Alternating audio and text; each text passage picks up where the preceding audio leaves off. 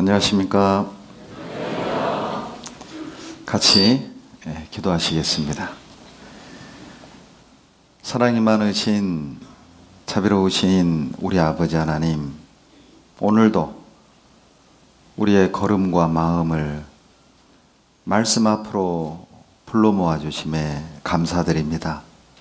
이 시간 결코 헛되지 않도록 듣는 모든 이들에게 피곤치 않는 힘과 또 맑은 정신 허락하셔서 주님이 주시는 증거의 말씀을 들을 때마다 하나님의 말씀으로 받아들일 수 있도록 도와주시옵소서.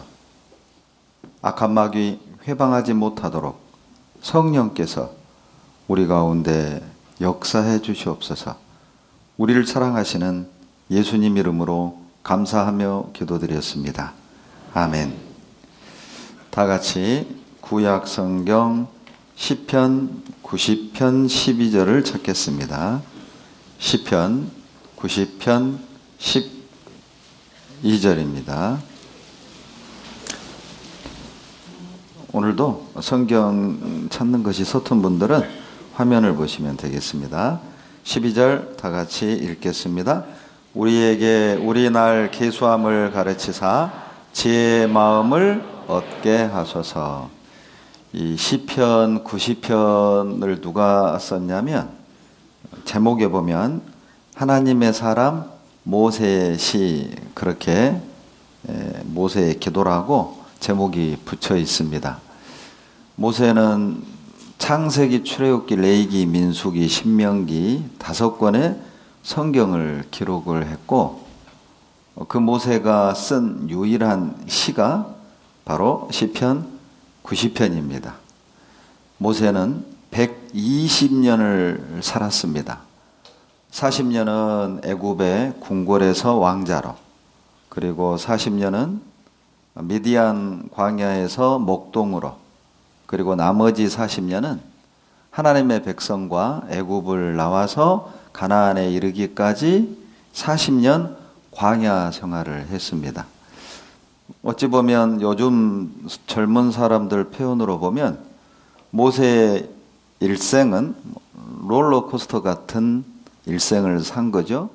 왕자로서 최정상까지, 부와 권력의 최고점까지 갔다가, 그리고 목동으로서 인생의 바닥까지도 가보고, 그리고 이제 하나님의 능력을 경험하면서 하나님의 백성과 40년을 또 살아도 봤어요. 우리가 꿈꾸는 모든 삶을 어찌 보면 모세는 경험을 한 것이죠. 그리고 이제 인생 말년에 인생들에게 뭔가 한마디를 남겨두고 싶었던 거예요. 유언과 같이 시를 썼는데 가장 해주고 싶었던 말이 뭐냐? 바로 12절이라고 말할 수 있습니다. 우리에게 우리 날 계수함을 가르치사 지혜의 마음을 얻게 하소서. 모세는 정말 이 세상 모든 인생들이 참 지혜로운 마음을 얻기 원했고 지혜롭게 살아가길 원했던 겁니다. 우리가 세상을 살아가다 보면 지식도 필요하지만 지혜도 참 필요하죠. 여러분, 지식은 뭐고 지혜는 뭘까요? 저도 이 말씀을 준비하면서 사전을 찾아봤어요. 사전에 이렇게 돼 있습니다. 지식이란 학습을 통해 얻는 인식, 이렇게 돼 있어요. 그리고 지혜란 사물의 이치나 일의 근원을 알고 이를 풀어가는 힘, 이렇게 돼 있습니다. 우리네 부모들은 문자도 모르고 학교 문턱도 밟아보지 못한 부모 세대가 참 많습니다. 그런데 그들은 우리보다 지적으로는 떨어지지만 그러나 살아감에 있어서 정말 지혜롭게 살아가는 모습들을 보지요. 어떻게 우리는 그런 지혜를 얻을 수 있을까? 답이 또 12절에 나옵니다. 12절에 우리에게 우리날 기수함을 가르치사 지혜의 마음을 얻게 하소서, 이 두 가지 의미가 들어있는데, 먼저는 다른 쉬운 번역에 이렇게 되어 있습니다. 인생이 얼마나 짧은지 깨닫게 하소서. 그러면 지혜로운 마음을 얻을 것입니다. 이렇게 번역이 되어 있어요. 그러니까 우리 인생이 얼마나 짧은지, 내게 주어진 시간이 얼마나 짧은지를 안다면 우리는 정말 지혜롭게 살게 될 거다. 예를 하나 들어보면, 여러분, 나에게 주어진 시간이 한 달 남았다면, 2달 남았다면, 아니 일주일밖에 내가 더 살 수 없다면, 여러분, 우리 일주일간 뭐 할까요? 한 달간 뭐 할까요? 내게 남은 기간이 어느 정도 남은지를 우리가 알고 산다면 장담하건대 우리는 낭비하지 않을 것입니다. 아마 우리는 고민하지 않겠습니까? 그 남은 한 달의 시간을 우리는 정말 가치 있는 일에 쓸 것이고 중요한 일을 하며 우리는 살게 될 거예요. 그러니 나에게 주어진 시간이 짧다라는 사실을 알게 되면 우리는 지혜로워질 수밖에 없어요. 왜 우리는 삶의 근본적인 문제들에 대해서 내가 어디서 왔는지, 왜 사는지, 어디로 가는지, 과연 하나님은 존재하는지, 진리는 무엇인가, 죽음 너머에 영원한 천국과 지옥은 있는지, 왜 우리는 이러한 가장 중요한 질문들에 대해 무관심할까요? 여러 가지 이유가 있지만 내게 주어진 기회가 많다라고 생각을 하는 거예요. 나에게 주어진 시간이 아직 많이 남았다고 생각하니까 미루는 거예요. 그리고 어느 날 그 답을 얻지 못하고 그 문제를 해결하지 못하고 덜컥 죽음을 만나게 됩니다. 그래서 대부분의 사람은 죽음 앞에서 후회한답니다. 내가 이럴 줄 알았다면 왜 그렇게 꽉 쥐고 살았을까? 왜 베풀지 못했을까? 왜 용서하지 못했을까? 왜 더 사랑하지 못했을까?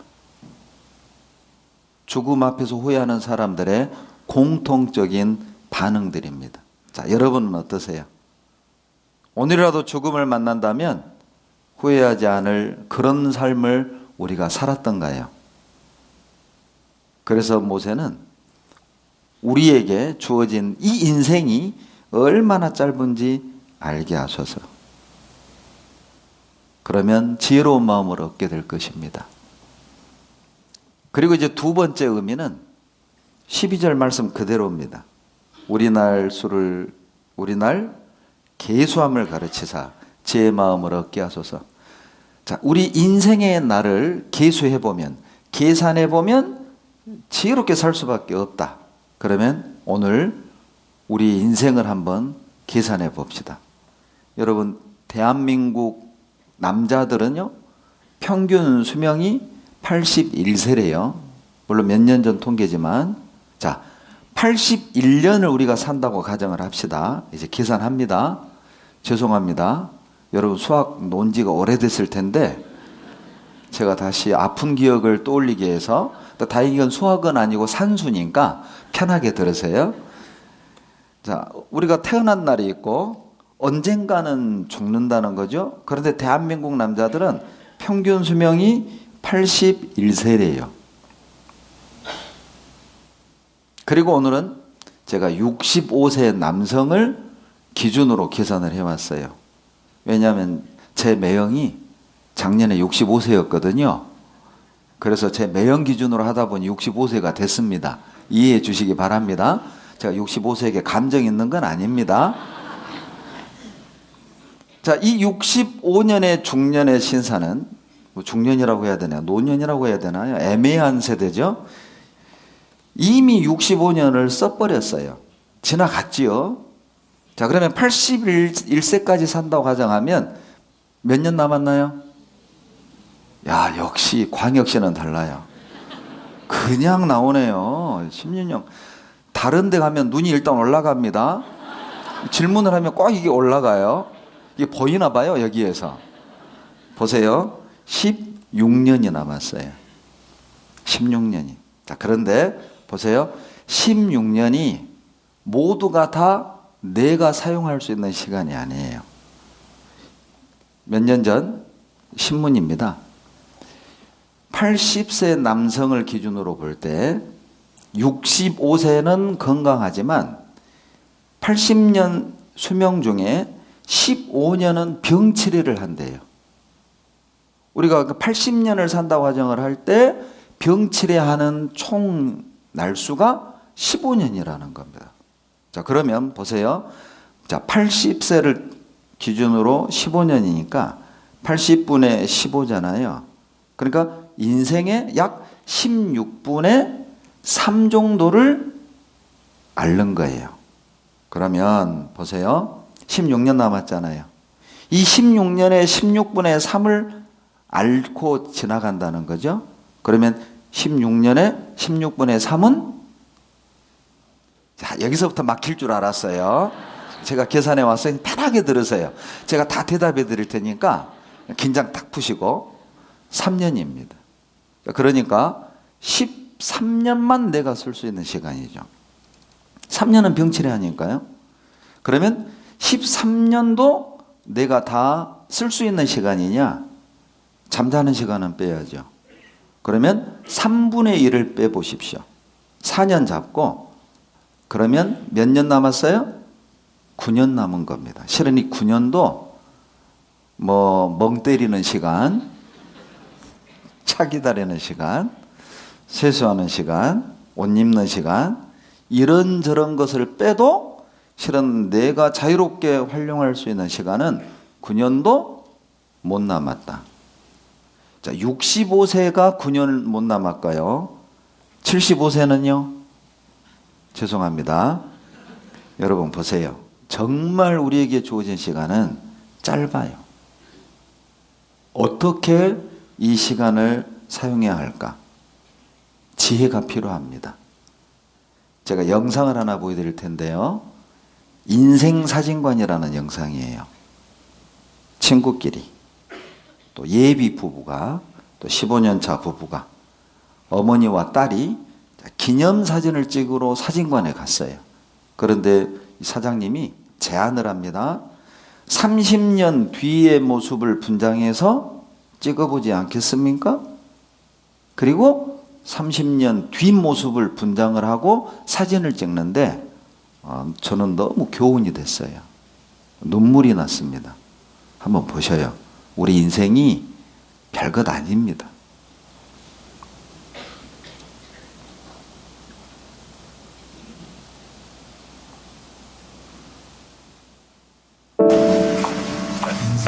인생을 좋아해. 어서 오세요. 인생사진관입니다. 어떤 사진 찍으러 오셨죠? 어머니 여권 사진. 이민 가기 전에 연애할 때 그냥 마지막 사진?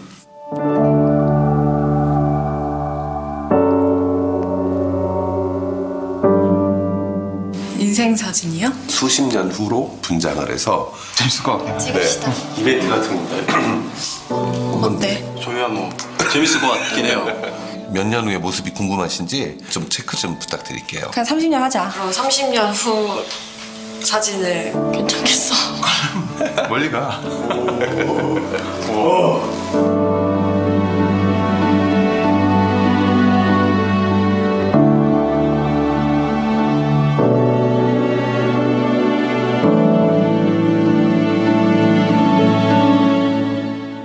자, 이제 서로 돌아보실까요?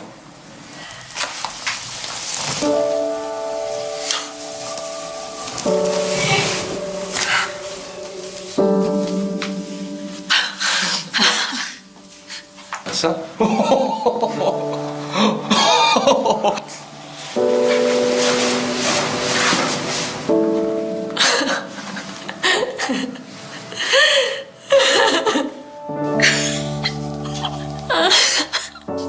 너무 속상해.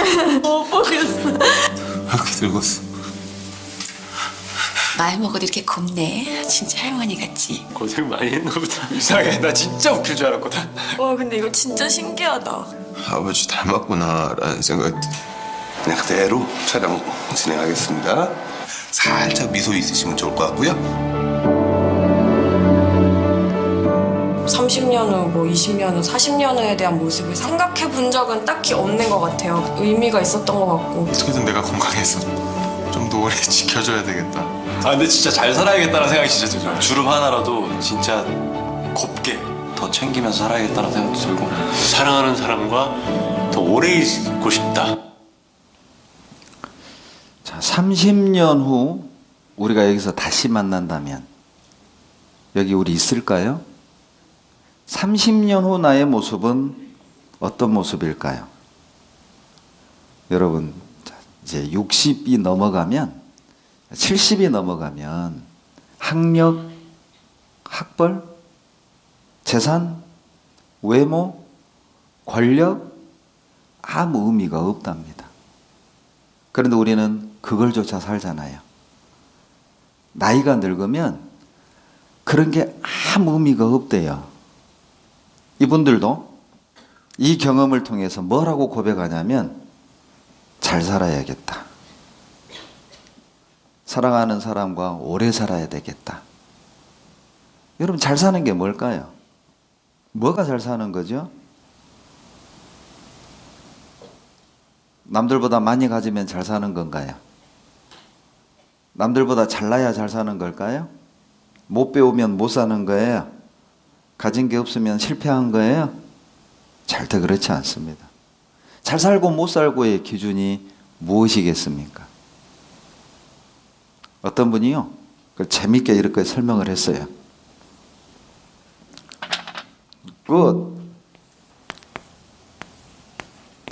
아무리 좋은 걸 가지고 있어도 God, 하나님을 모른다면 그건 꽝이다. 여러분, 내가 아무리 좋은 걸 가지고 있어도 하나님을 모르면 아무것도 가진 게 아니에요. 내가 아무리 많은 걸 배우고 알고 있다 할지라도 여러분, 하나님을 모르면 그 사람은 진짜 중요한 걸 모르고 있는 거라고요. 그런데 반대로 내가 아무것도 가지고 있지 않더라도, 내가 배움이 없다 할지라도 여러분, 하나님을 믿고 구원을 받았다면 그 사람 잘 산 겁니다. 잘 살고 못 살고의 기준이 뭐예요? 뭘 가졌냐? 그게 아닙니다. 하나님을 통해 구원을 얻었느냐? 그게 기준인 거예요.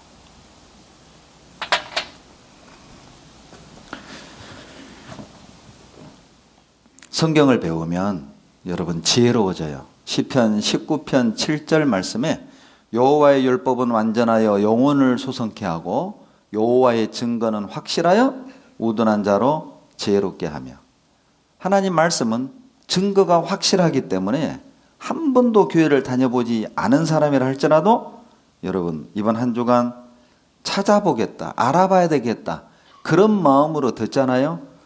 지혜로워지는 거예요. 여러분, 지식은 학습을 통한 인식이라고 말씀드렸고, 지혜는 사물의 이치나 일의 원리, 근본을 알고 이를 풀어가는 힘이라고 말씀드렸는데, 도대체 사물의 이치를 알고 일의 근원을 알고 그걸 풀어가는 힘을 우리는 어디서 얻겠습니까?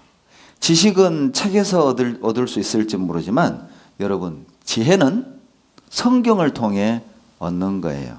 하나님을 만나면 여러분 지혜로워집니다. 그래서 하나님은 모든 사람이 믿을 수 있도록 증거를 주셨어요. 이사야 41장을 찾겠습니다. 이사야 41장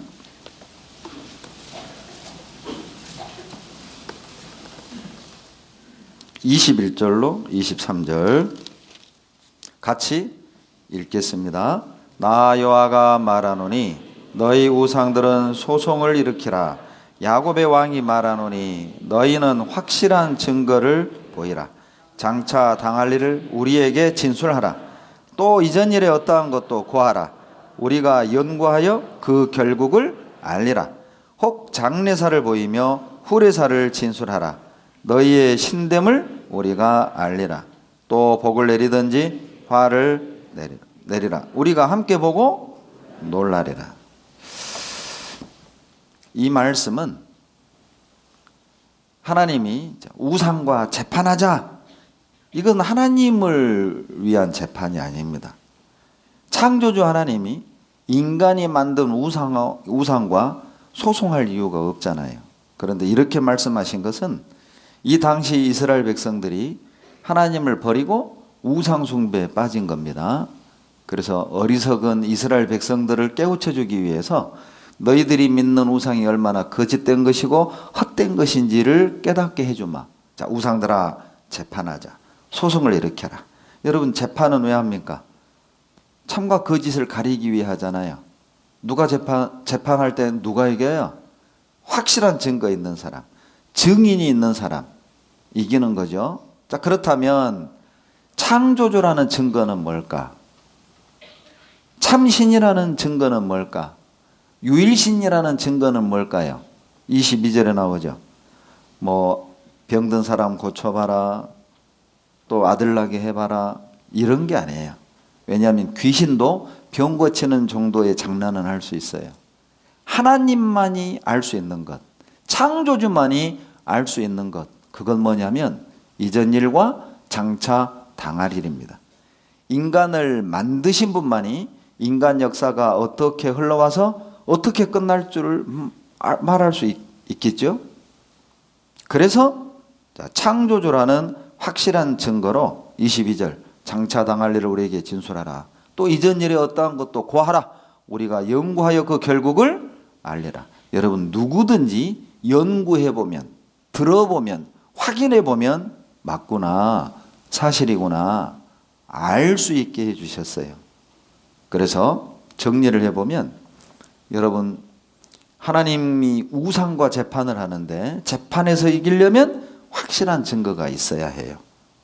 그런데 성경을 보면 이 성경은 BC 1500년에서 AD 100년까지 1600년 동안 기록된 책이거든요.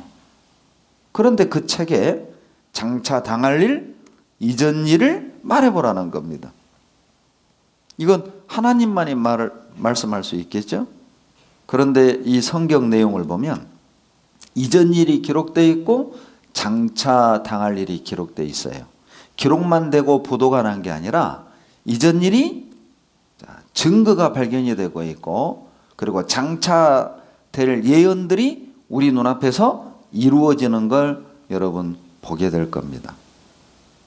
그래서 성경을 여호와의 책, 하나님의 말씀, 그렇게 말하는 거예요.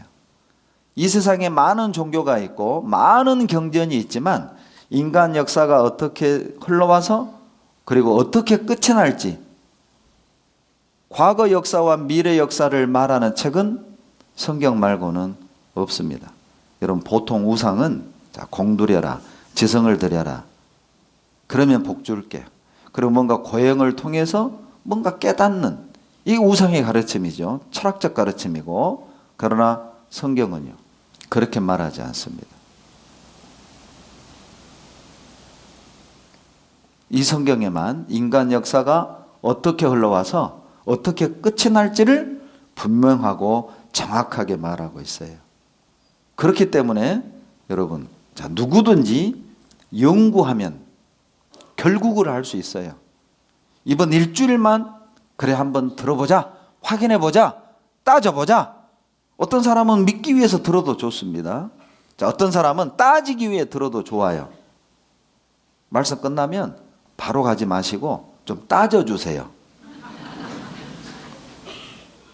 그 사람 구원받습니다.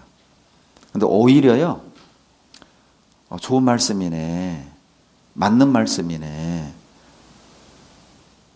이런 분들이 구원받기가 더 어려워요. 제 친구가 그랬어요. 직업이 의사인데 진화론도 안 믿어요. 그리고 이제 제가 성경 공부하자고 나와서 들어요. 그러면서 야, 창조가 맞는 것 같아. 자, 성경이 참 옳은 말씀이야. 근데 안 믿어요. 그리고 24년 만에 구원받았어요. 그런데 오히려 강하게 성경을 반대하고 자기 생각을 이렇게 가지고 따져드는 사람은 오히려 빨리 구원받습니다. 그러니까 좀 물어봐 주세요. 제가 이번 한 주간은 여기 3층에 살고 있으니까 물어봐 주세요. 그 사람 알 수 있어요. 주님이 그러셨잖아요. 연구하면 결국을 알리라고 돼 있거든요. 그러니까 왜 우리는 못 믿는가? 몰라서. 왜 못 믿죠? 배워보지 않은 거예요. 이 가운데는 아마 지금 성경 강연회를 3년째, 4년째, 5년째 듣고도 구원 못 받는 분 계시죠? 왜 그런 분들은 듣고도 구원 못 받는 거예요? 제대로 안 듣는 거예요. 집중해서 안 듣는 거라고요. 몸만 와 있고 그냥 레파토리를 아는 것을 자기가 알고 있다고 착각하고 그냥 흘려들어요.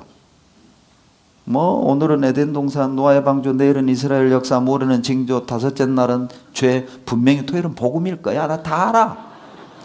근데 구원은 못 받아. 선무당? 사람 잡아요.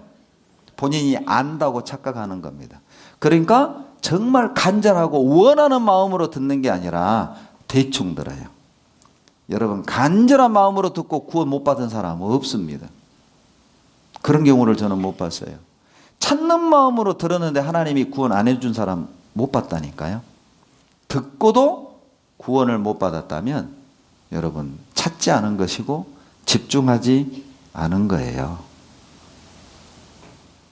연구하면 알게끔 해주셨거든요. 어려워서 구원을 못 받는 게 절대 아닙니다. 자, 그렇다면 이제 연구해 봅시다. 무엇부터 연구해 볼까요? 이전 일부터 연구해 봅시다. 그러면 알 수 있다고 하셨으니까요. 자, 이전 일로 갑니다. 창세기 2장 7절입니다. 창세기 2장 7절.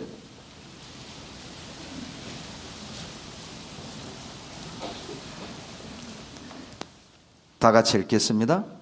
여호와 하나님이 흙으로 사람을 지으시고 생기를 그 코에 불어넣으시니 사람이 생명이 된지라.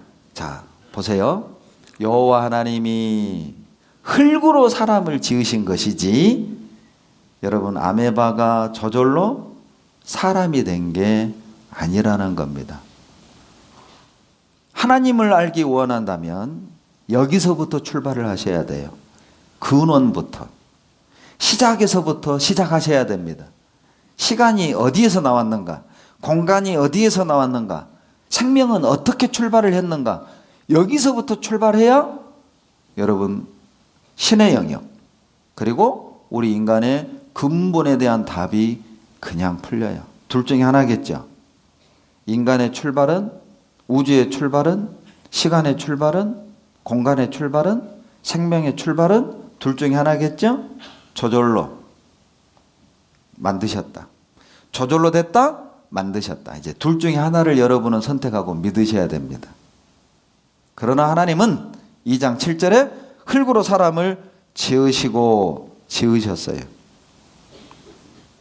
여러분, 우리 가운데 절대 우연히 재수 없이 태어난 사람 한 사람도 없어요. 분명한 목적을 갖고 우리는 보내심을 받은 겁니다. 다섯 손가락 얘기하세요? 엄지손가락이 자랑하더랍니다. 야, 나에겐 지문이 있어? 검지가 자랑하더래요. 야, 물건 가리킬 때 이렇게 가리키지, 이렇게 가리키는 거 봤냐? 그러니까 듣고 있던 중지가, 욕 아닙니다. 중지가, 야, 키 내가 제일 커? 그러죠? 키 제일 크죠? 약지가 말합니다. 야, 결혼 반지 여기다 끼우는 거 봤냐? 여기다 끼우지? 듣고 있던 새끼가 할 말이 없는 거예요. 고민하다 입을 열었대요. 야, 너희들 나 없으면 병신이야. 쓸모없어 보이죠? 있어야 정상인 거예요. 여러분, 그런 사람 덜어 있어요. 아이고, 나같이 못 배우고 잘난 것 없고 가진 것 없는 나 같은 사람이 어디에 쓰려고? 여러분, 쓸모없이 태어난 사람 없어요. 재수없이 태어난 사람 없어요. 이사야 49장 5절에 나는 여호와 보시기에 존귀한 자라. 하나님을 모르면 자기가 얼마나 존귀한 사람인지 몰라요. 하나님을 모르면 고작 자기 가치를 직업, 학력, 사는 평수, 타고 다니는 차, 그걸로 자기 가치를 정해요. 여러분 존재가 정말 그 수준밖에 안 돼요? 하나님을 모르면 자기 가치를 그런 걸로 따지는 거예요. 모두는 하나님 보시기에 존귀한 자예요. 왜요? 하나님이 만드셨거든요. 왜요? 하나님이 우리에게 영원한 천국을 주시기 위해 우리를 만드셨어요. 비록 우리가 이 땅에서 가진 건 없지만 하나님께서 우리에게 영원한 것을, 영원한 영광을 상속해 주기 위해 우리를 만드셨다니까요. 여러분, 거지와 왕자 얘기 아시죠? 거지가 왕자였잖아요. 죄송한데 우리가 지금 거지같이 살잖아요. 근데 알고 보면 왕자예요. 여러분, 신데렐라 아시죠? 신데렐라. 막 계모 밑에서 그냥 하녀처럼 고통스럽게 살았잖아요. 그런데 왕자 만나서 결혼하고 왕비가 되잖아요. 그게 누구 얘기인 줄 아세요? 우리 얘기예요. 제 얘기예요, 제 얘기. 제가 바로 주데렐라예요, 주데렐라. 근데 우리 주님 만나면 인생 완전히 바뀝니다. 불행했던 사람도 주님을 만나고 구원을 받으면 행복해져요. 절망 속에 살던 사람이 주님을 만나고 구원받으면 희망을 갖게 된다니까요. 절망이 희망으로, 아픔이 기쁨으로, 불행이 행복으로.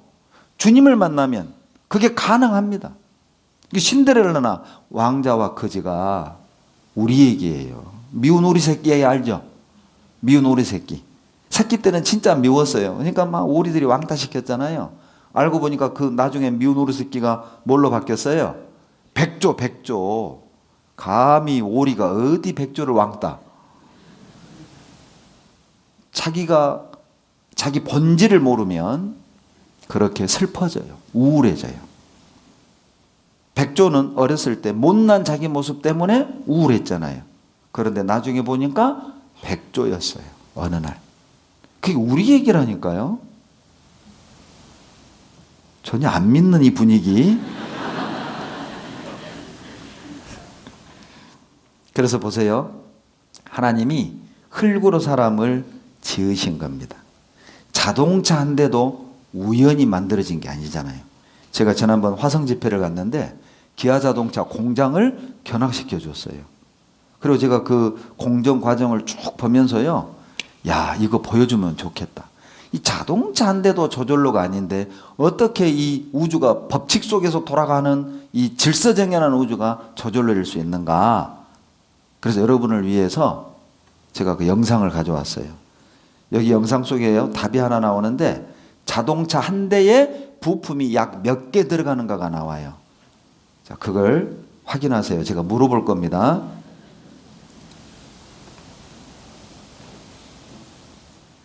화성 기아 자동차.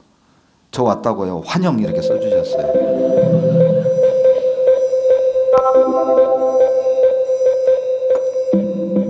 자동차 한 대를 만드는데도 대충 만드는 게 아니에요. 설계가 들어가고 각종 테스트를 통과해야만 상용화가 되는 거예요. 그리고 이제 만드는 겁니다.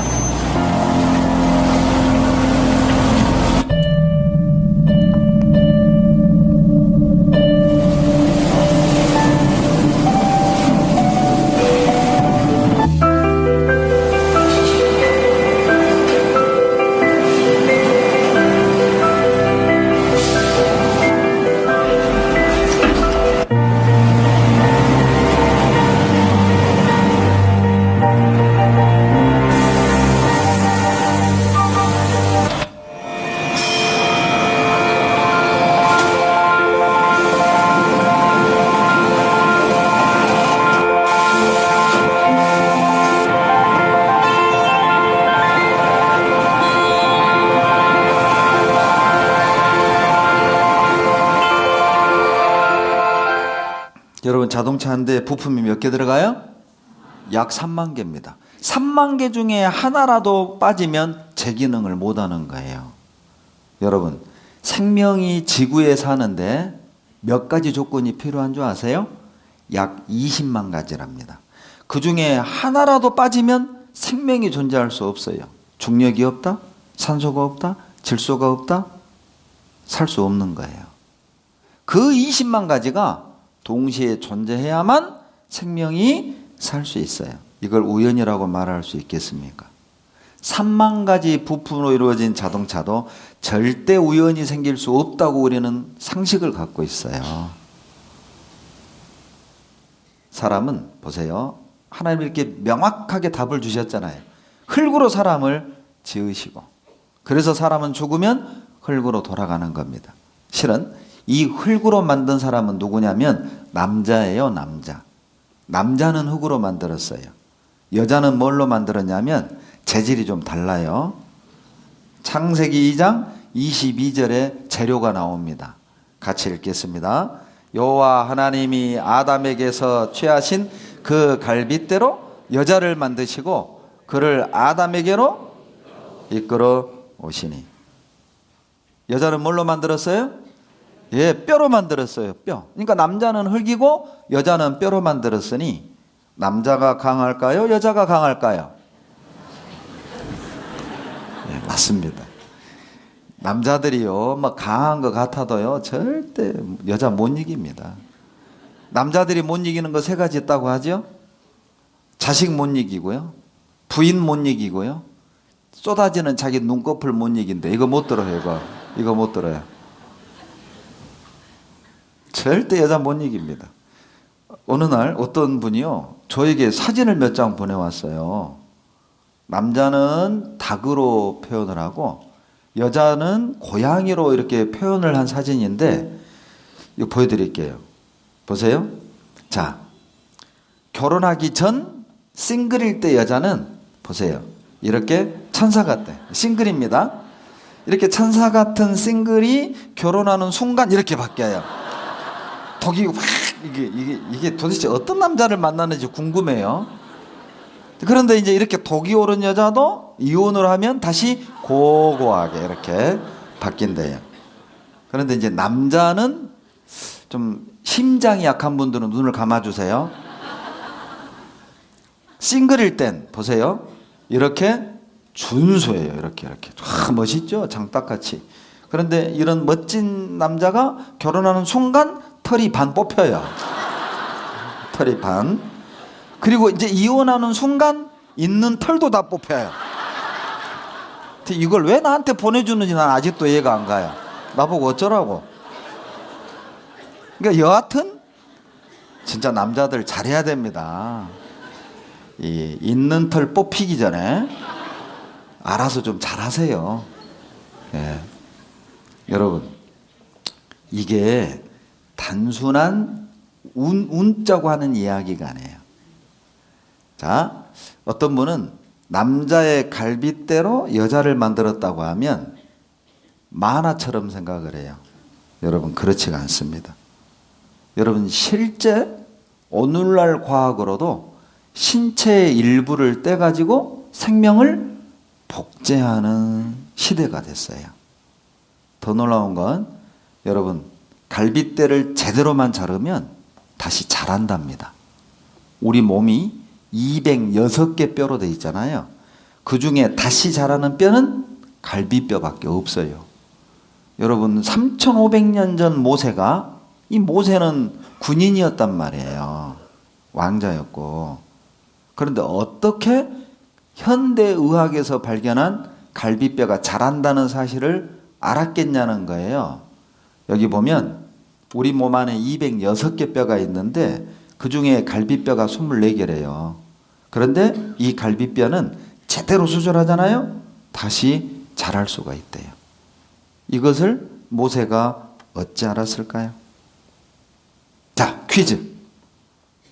자, 남자의 갈빗대는 양쪽이 같다. 1번. 2번. 다르다. 자, 1번 같다. 손 들어봐요. 갈비 개수가 양쪽 같다. 아, 손 들어보세요. 예, 됐어요? 아, 예. 자, 다르다. 손 들어보세요. 다르다. 다르다. 예. 자, 안 드신 분 집에 가세요. 예.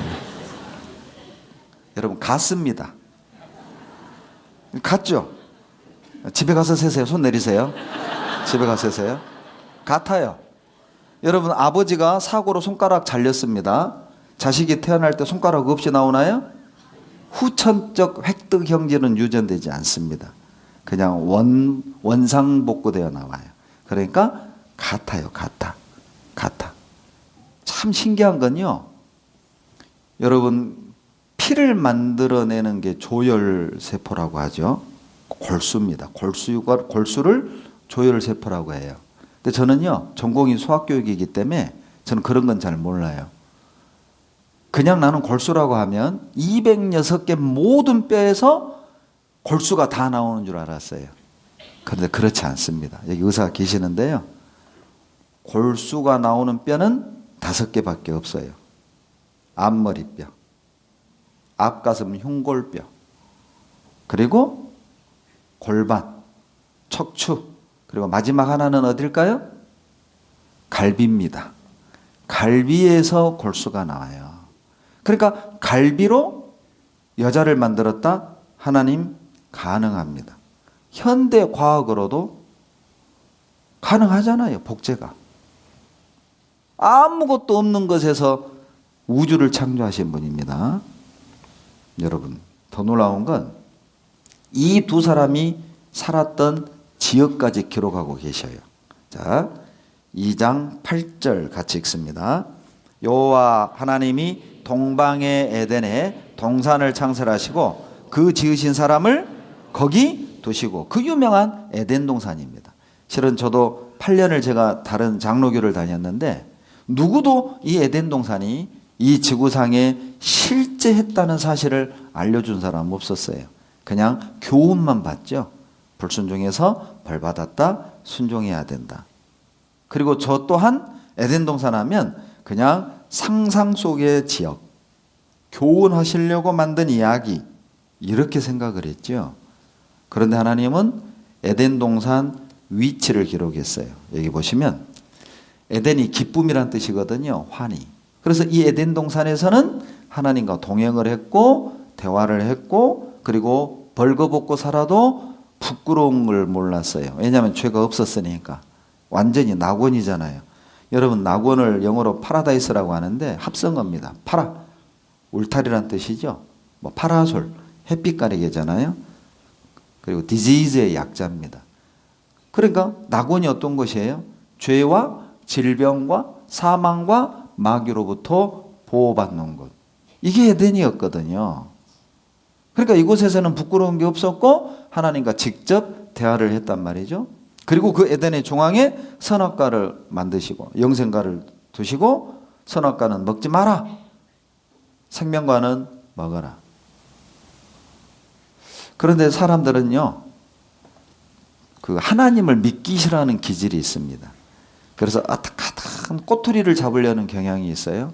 그래서 어떤 비난을 하냐면 뭐하러 만들어 가지고, 선악과를 뭐하러 만들어 가지고, 이런 질문 자체가 실은 트집 잡는 거거든요. 여러분 보세요. 에덴 동산에 있는 모든 과일을 다 먹으라고 그랬어요. 다 먹으라고 했다고. 딱 하나만 먹지 마라. 사람은요 참 심리가 묘하죠. 어머니가 외출하면서 냉장고 안에 있는 건 다 먹어도 된다. 그러나 빨간 통에 있는 것만 먹지 마. 그러면 눈이 어디로 가요? 역시 아담의 후손이에요. 여러분 우리가 아담과 하와도 이거 먹었어요. 여러분 예를 들어 봅시다. 자, 아들이 쥐약을 먹고 죽었어요. 아버지가 쥐약 회사를 상대로 재판을 합니다. 왜 너희들 쥐약 만들었냐? 너희들이 쥐약을 안 만들었다면 내 아들 안 죽었다. 재판하면 쥐약 회사가 이길까요? 아버지가 이길까요? 어떻게 그렇게 잘하세요? 그러죠. 여러분 쥐약은 뭐 잡으려고 만든 거예요? 예, 여러분 선악과는 마귀 잡으려고 만든 거예요. 먹지 마라. 이 말을 더 쉽게 표현하면 내 말 믿으라 그 말이에요. 하나님을 믿어라. 마귀가 너 시험할 거야. 너 꼬실 거야. 너 유혹할 거야. 넘어가지 마. 거짓말이야. 속지 마. 따라가지 마. 따라가면 너 죽어. 그 얘기라고요. 여러분 우리가 어린아이들에게 교육시키잖아요. 모르는 아저씨가 아이스크림 사주고 사탕 준다고 하면 따라가라고 가르쳐요? 가지 마라고 가르쳐요? 그러지요. 가지 마라고. 왜? 위험하니까. 따라가지 마라 그 말이에요. 먹지 마라 그 말은 마귀 따라가지 마라 그 말이에요. 그런데 이것은 오늘날 우리에게 어떤 교훈이 있냐면 불순종하면 저주, 순종하면 복 받을 걸 교훈해 주시는 겁니다. 성경 역사를 보면요, 이스라엘 역사도 순종하면 복 받고 불순종하면 저주 받고, 이건 우리 각자의 이야기를 말씀하시는 거예요. 우리도 하나님을 믿든지 아니면 사단을 따라가든지 둘 중에 하나의 삶을 살아야 할 것을 말하고 있는 거예요. 따라가지 마라, 믿어라, 하나님 믿어라, 그 뜻이거든요. 그런데 보세요, 하나님은 먹지 마라, 정령 죽으리라. 마귀는 먹어라, 결코 죽지 아니하리라. 항상 반대입니다. 여러분, 이 선악과는 뭘 말하는 줄 알아요? 지금도 선악과는 있습니다. 여러분, 하나님은 믿어라. 근데 마귀는 믿지 마. 하나님은 천국 지옥 있다. 마귀는 그런 거 없어. 죽어봤냐? 너가 가봤냐? 항상 반대라고요. 우리가 이번 한 주간 성경을 배우는 건 교회를 다니고 안 다니고의 문제가 아니에요. 내가 하나님 편에 설 건지 사단 편에 설 건지, 하나님을 따를 건지 마귀를 따를 건지의 문제라고요. 그런데 우리는 그렇게 심각하게 생각 안 하잖아요. 그렇게 심각하게 생각 안 해요.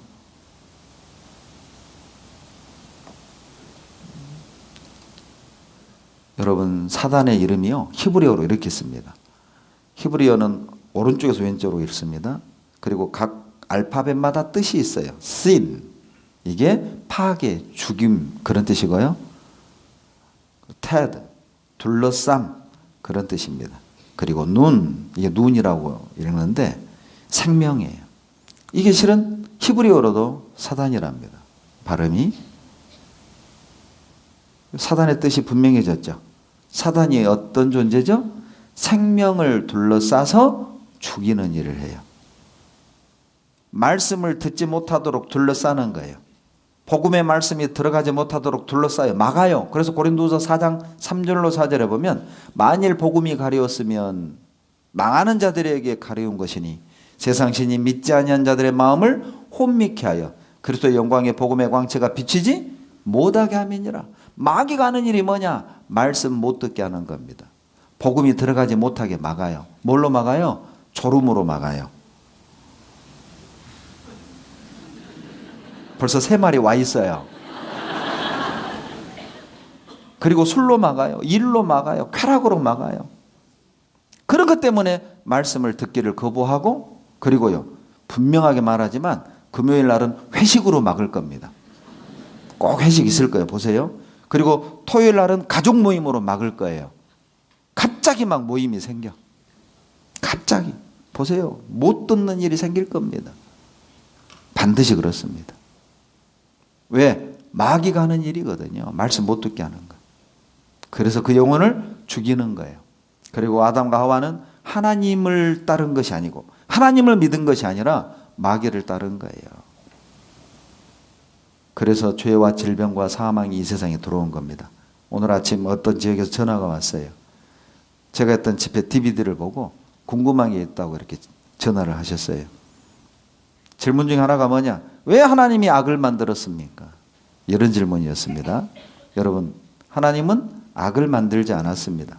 전도서 7장 29절에 보면 하나님이 사람을 지으시되 정직하게 지으셨으나 사람이 꾀를 낸 것이라.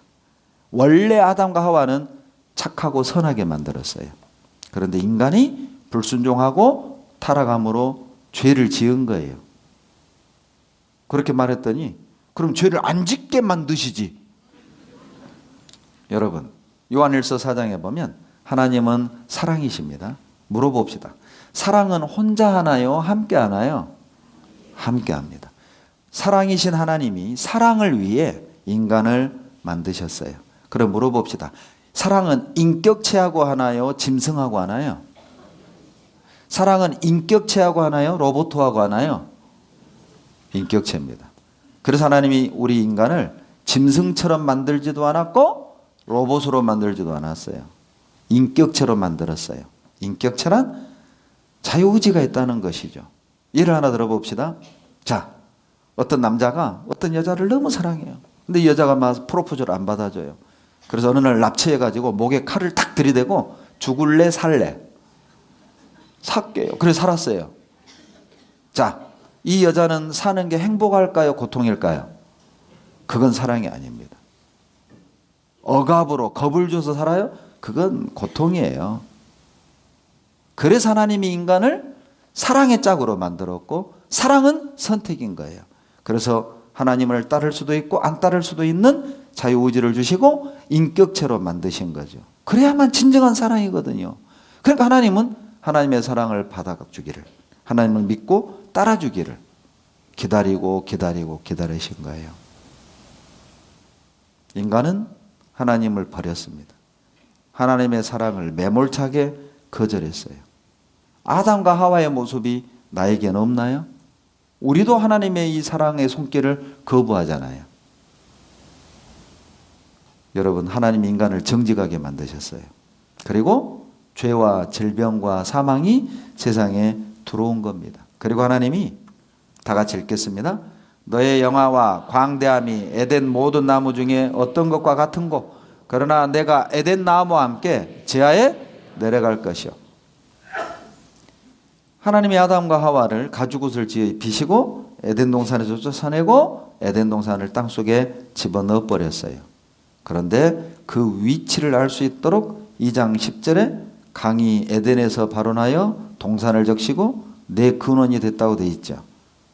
에덴 동산에서 강 4개가 흘러내려갔다 그런 뜻입니다. 그런데 이름이 나옵니다. 11절에 첫째 이름은 비손, 둘째 강의 이름은 기혼, 셋째 강의 이름은 hitdekel, 넷째 강은 유브라데입니다. 자, 성경을 그대로 보여드릴게요. 비손, 기혼, hitdekel, 유브라데 4개의 이름이 나오는데 에덴 동산을 지하로 엎어버릴 때 비손, 기혼은 사라집니다. hitdekel, 유브라데는 지금도 흐르는데 hitdekel은 유대식 발음이고 영어식 발음은 티그리스 유프라테스입니다. 저는 이 티그리스 유프라테스를 성경에서 먼저 배우지 않았어요. 세계사에서 배웠습니다. 4대 문명 발상지 중에 최초 문명 발상지 메소포타미아 문명입니다.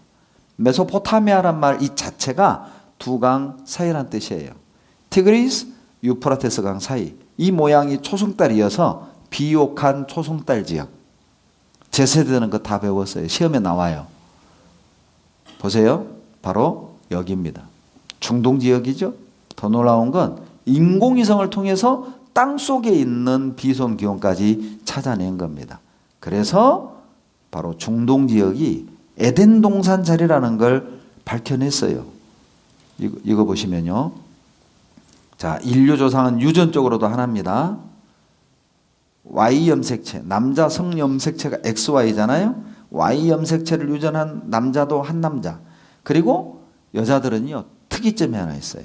세포 안에 있는 유전인자는 엄마, 아버지 걸 동시에 물려받습니다. 그런데 세포 안에 미토콘드리아가 있는데 미토콘드리아 안에도 유전인자가 있어요.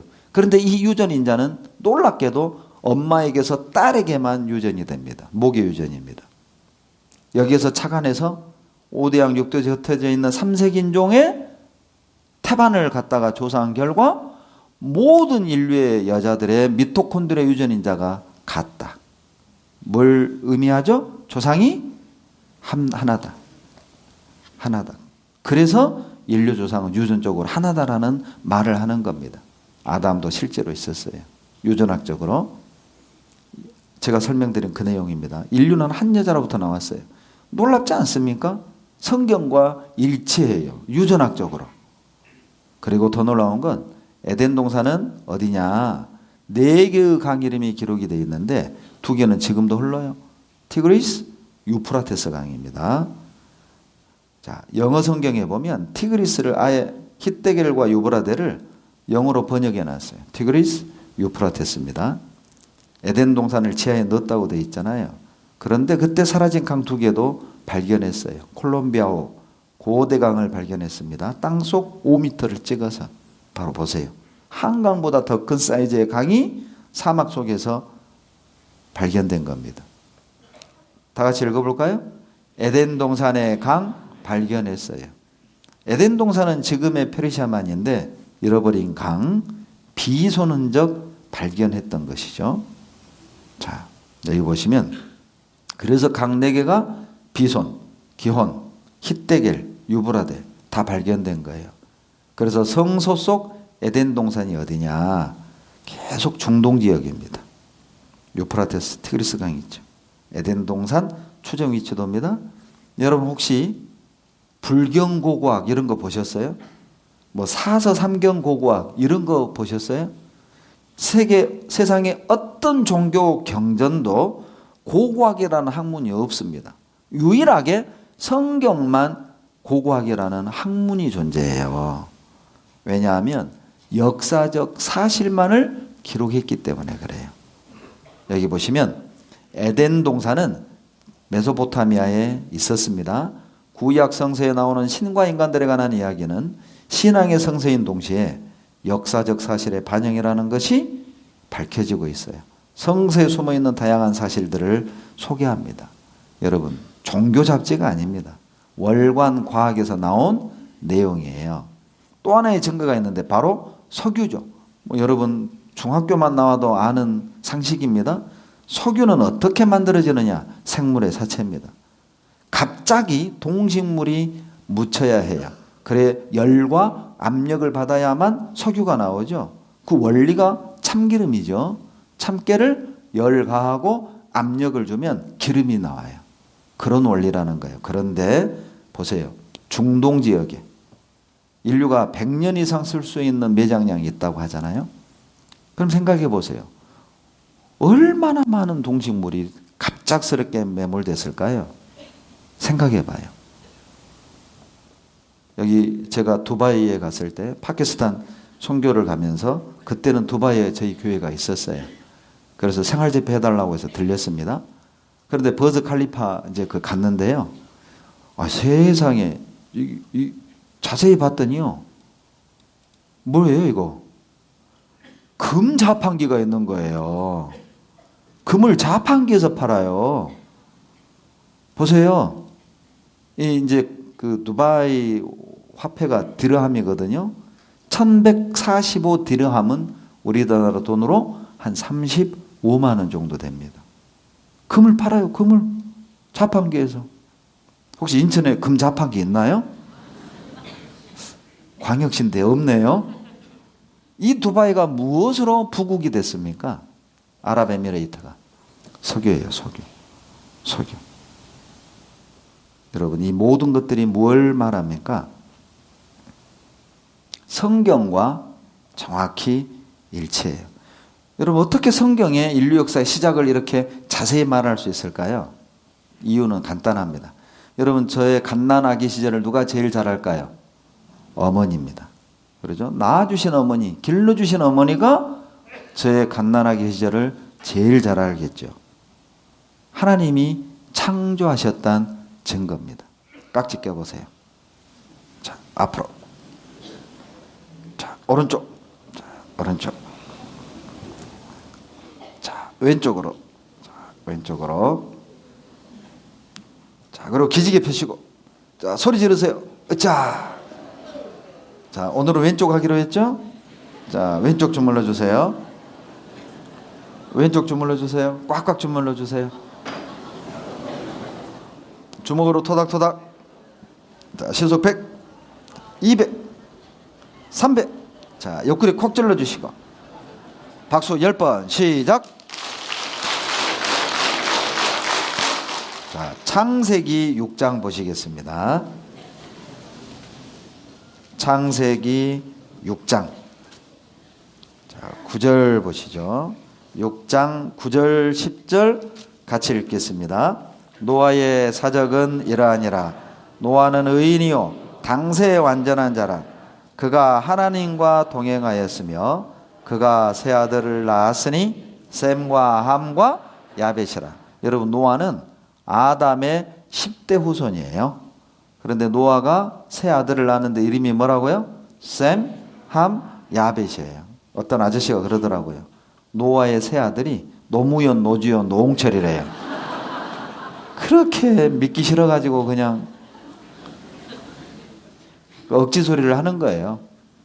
여러분 노아의 세 아들은 셈, 함, 야벳입니다. 제가 왜 이 세 아들 이름을 강조하냐면 여러분 저는 이 셈, 함, 야벳을 세계사에서 먼저 만났어요. 보세요.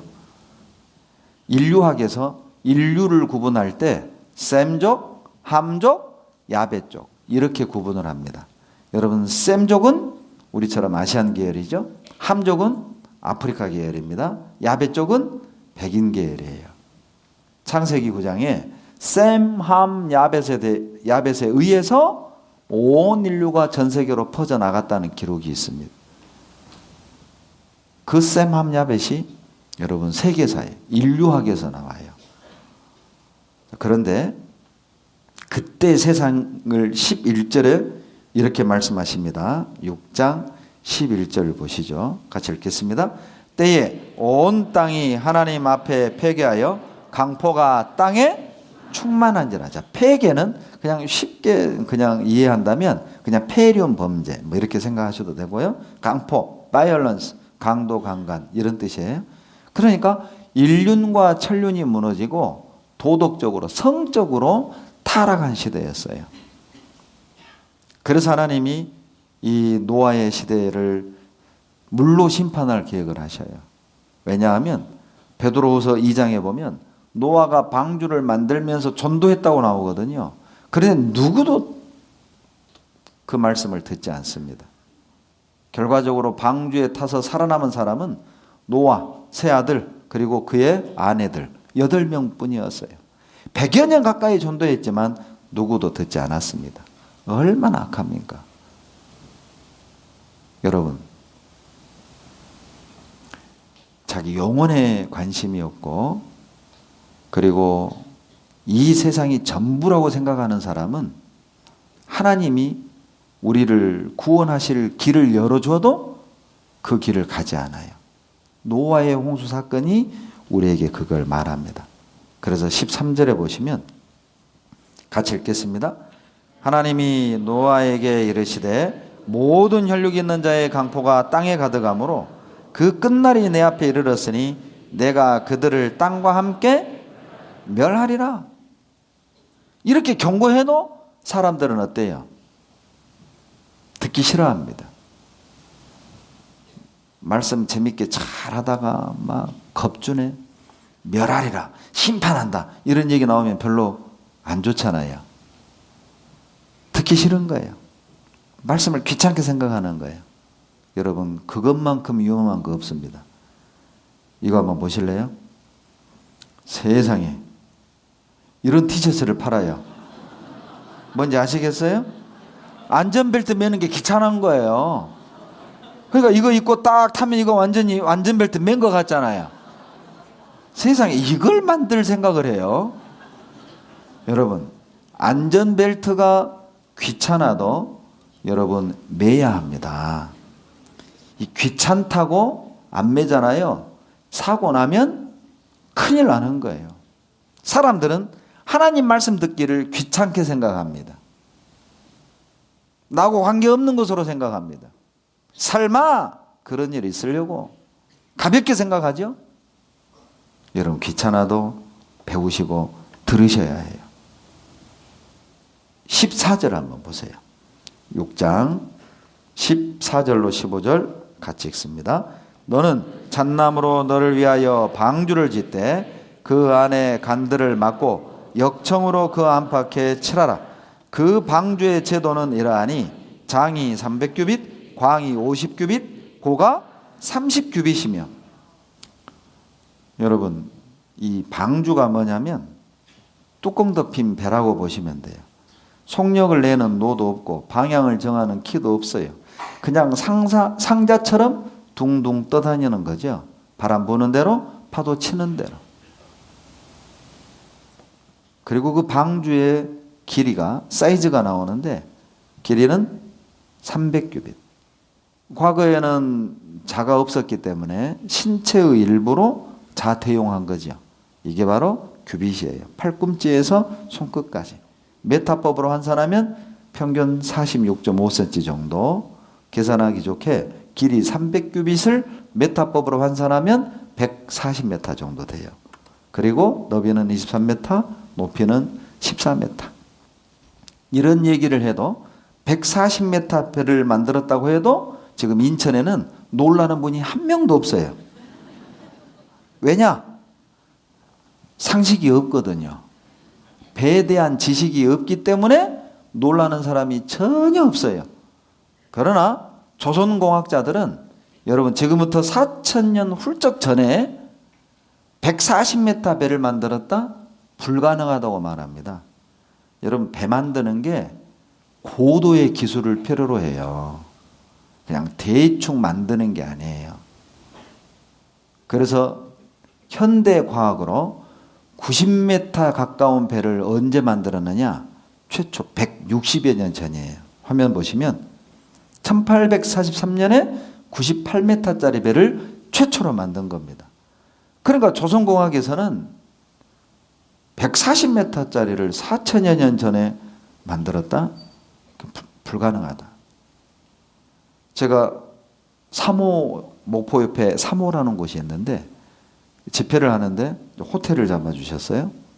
호텔의 베란다에서 딱 내려다보는데 3호 조선소가 그대로 보이는 겁니다. 여러분 보세요. 이게 한 170, 80m 넘는 배인데 이 배를 만들 때 3,000톤, 7,000톤 이런 크레인이 필요를 해요. 대충 만드는 게 아닙니다. 수개월 걸린다는 거예요. 이게. 그런데 방주 3층짜리 방주를 만든 거예요. 축구장보다 훨씬 큽니다. 이 창세기를 받아 쓴 사람이 모세라고 말씀드렸죠. 모세가 살았을 당시 배 디자인은 다 이렇게 생겼어요. 왜요?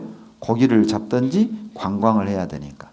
이런 배밖에 없었던 시절에 모세가 뭐하러 이렇게 뚜껑 덮인 배를 기록을 했을까요?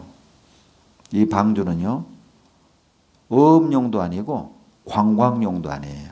뚜껑 덮어버렸잖아요. 이건 순전히 생존용이라는 걸 알 수가 있습니다. 모세가 지어낼 수 없다는 것이죠. 모세 당시에는 생존용 저런 방주가 필요 없었으니까요. 하나님 말씀을 성령의 감동하심으로 받아 기록했어요.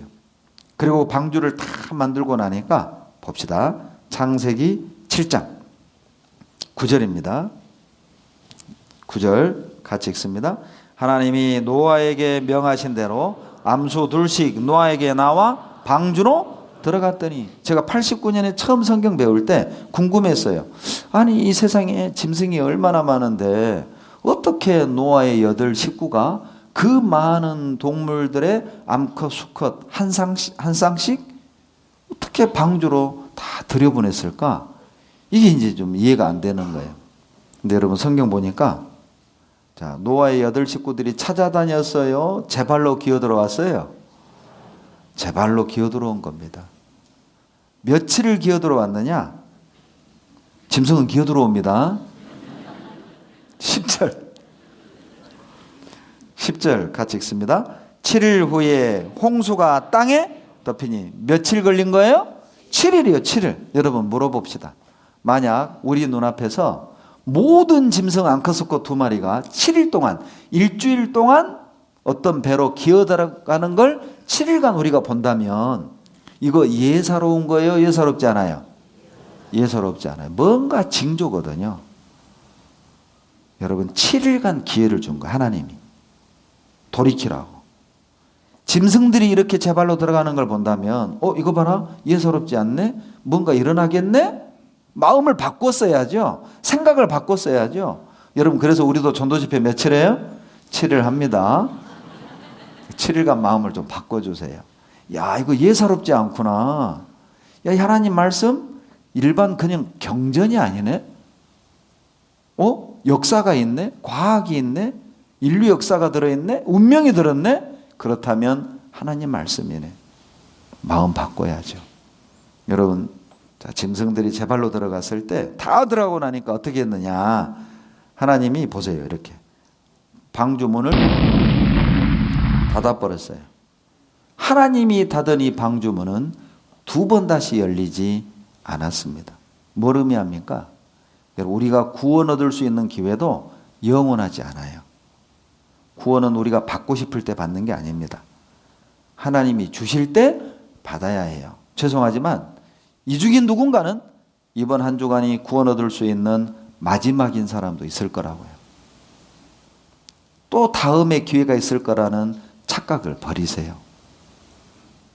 누가 내일을 장담하고 보증해 줄 수 있습니까?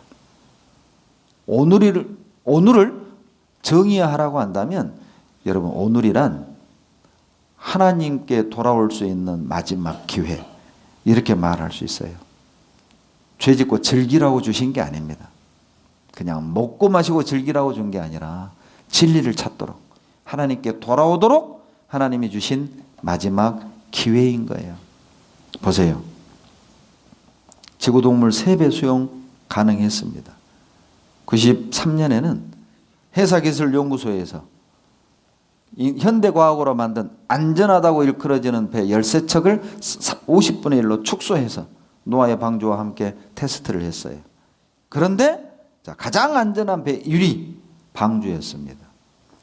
복원 안정성. 이 복원 안정성이 뭐냐면 파도가 치면 끼울죠? 다시 돌아오는 복원력을 말하는 거예요. 구조적 안정성. 여러분, 배가요, 파도 위에 올라가면 부러집니다. 부러지지 않아야 해요. 파랑 안정성. 배가 흔들릴 때 배 안에 있는 화물과 사람이 안전해야 됩니다. 그 모든 분야에서 1위가 바로 방주였어요. 4,400여 년 전 만든 방주예요. 현대 과학으로 만든 방주가 아닙니다. 방주의 안전성, 조선 전문가들도 인정. 하나님 말씀이죠. 7일 동안 들어갔잖아요. 그리고 비가 쏟아집니다. 7장 11절로 12절 같이 읽습니다. 노아 600세 되던 2월 곧 그달 17일이라. 그날에 큰 기품의 샘들이 터지며 하늘의 창들이 열려 40주야를 비가 땅에 쏟아졌더라.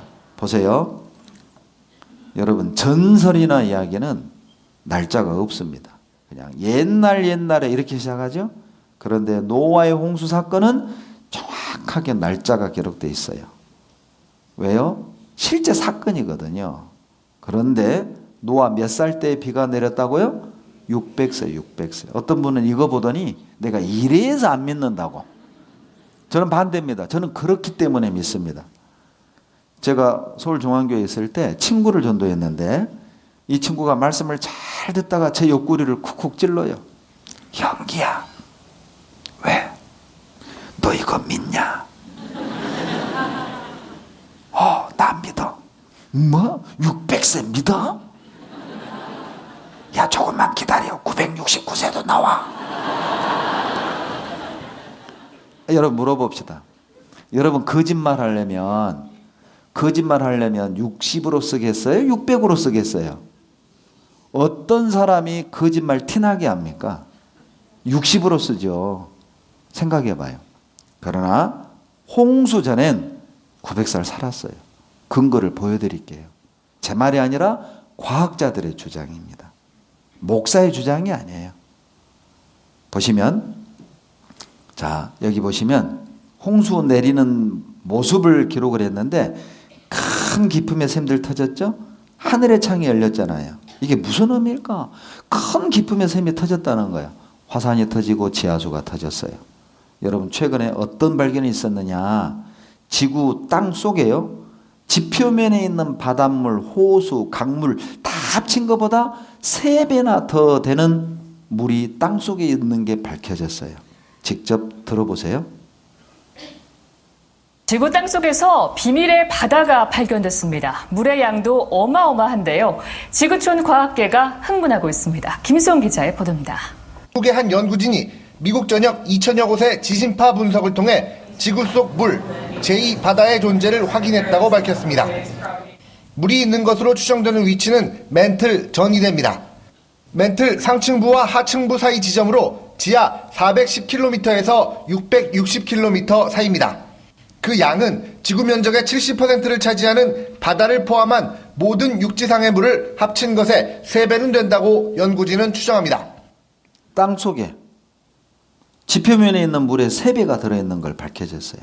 자, 이게 터졌다. 또 하나, 하늘의 창은 뭘까? 창세기 1장 7절을 먼저 보셔야 이해할 수 있어요. 하나님이 궁창을 만드사 궁창 아래의 물과 궁창 위의 물로 나뉘게 하심에 그대로 됐거든요. 궁창이 우리가 아는 스카이입니다.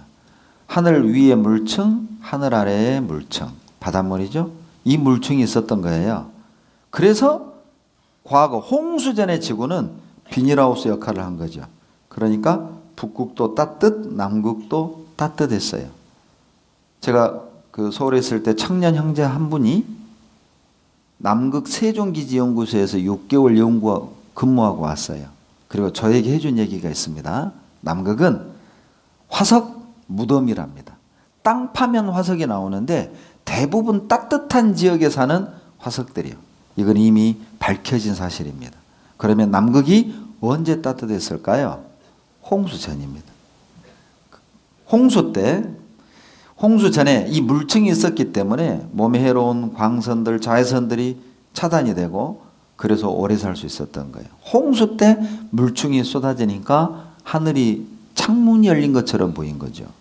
그리고 인간의 수명이 급격히 줄어들기 시작했어요. 보세요. 대기권이 투명 수막으로 지구 보호했대요. 목사가 한 말이 아니라 명지대 이웅상 박사가 한 말입니다. 근거가 있는데, 자, 적도 극지방 모두 온화한 기후, 그리고 해로운 방사선도 차단했어요. 여기 보세요. 자, 여기 왼쪽 얼굴은, 오른쪽 얼굴은 66세. 그런데 왼쪽 얼굴은 86세. 이 사람이 누구냐? 트럭 운전사입니다. 트럭을 운전하니까 빛이 들어오잖아요.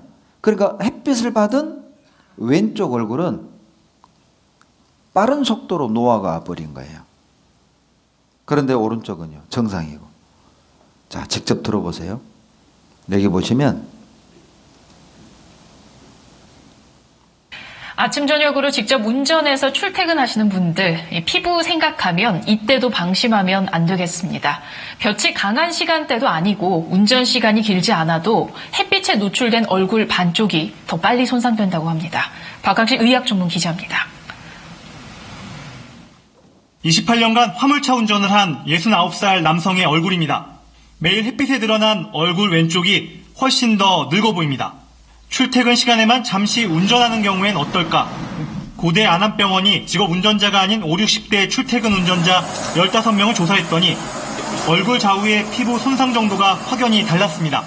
오른쪽보다 왼쪽, 특히 눈 아래와 관자놀이 부위에 색소 침착과 주름이 훨씬 많이 생겼습니다. 왼쪽 얼굴이 훨씬 더 빠른 속도로 늙어요. 30분 출퇴근하는 그 시간에도 햇빛을 받으면. 자, 이거 보시면 창세기 5장에 보면 몇 살까지 살다가 죽었더라 나이가 나옵니다. 6장부터 9장까지가 홍수 사건이고요. 그리고 10장, 11장에 족보가 나오고 또 11장에 나이가 나와요. 그런데 놀라운 건 홍수 사건을 기준으로 보면 5장의 나이는 거의 900살 때입니다. 900살 때예요. 그러니까 300살은 명함도 못 내밀어요. 얼라죠. 그런데 이제 홍수 사건 이후 11장에 보면 나이가 확연하게 줄어듭니다. 생각해 보세요. 없던 자외선을 처음으로 맞기 시작했기 때문에 엄청난 변화가 있었을 거라고요. 우리야 지금은 적응했을 거 아니에요. 인간 수명 900살 가능했습니다. 과학기술은 노희천 교수 얘기입니다. 뭘 근거로? 노화홍수전 하늘엔 물층이 존재했대요. 그 증거들이 발견되는데 여러분 잠자리가 발견됐거든요. 그런데 1m예요. 여러분 1m 별로 놀라지도 않네요. 뭐 인천에 이런 게 많나 보죠. 여러분 1m짜리 잠자리 날개 펴서 날아다니면 저만하다고 보시면 돼요. 저만한 잠자리가 날아다녀 봐요. 조용필 씨 절대 고추 잠자리 노래 안 불러요. 엄마야 하고 도망가지. 오늘날 환경에서는 불가능하다니까요. 잠자리뿐입니까? 새우가 2m짜리예요. 어제도 새우 먹었는데 2m짜리 어떻게 구워 먹어요 이거. 나보다 더 큰데. 바퀴벌레는 30cm입니다. 팔뚝만 해요. 예. 소는 9m 3층 건물입니다.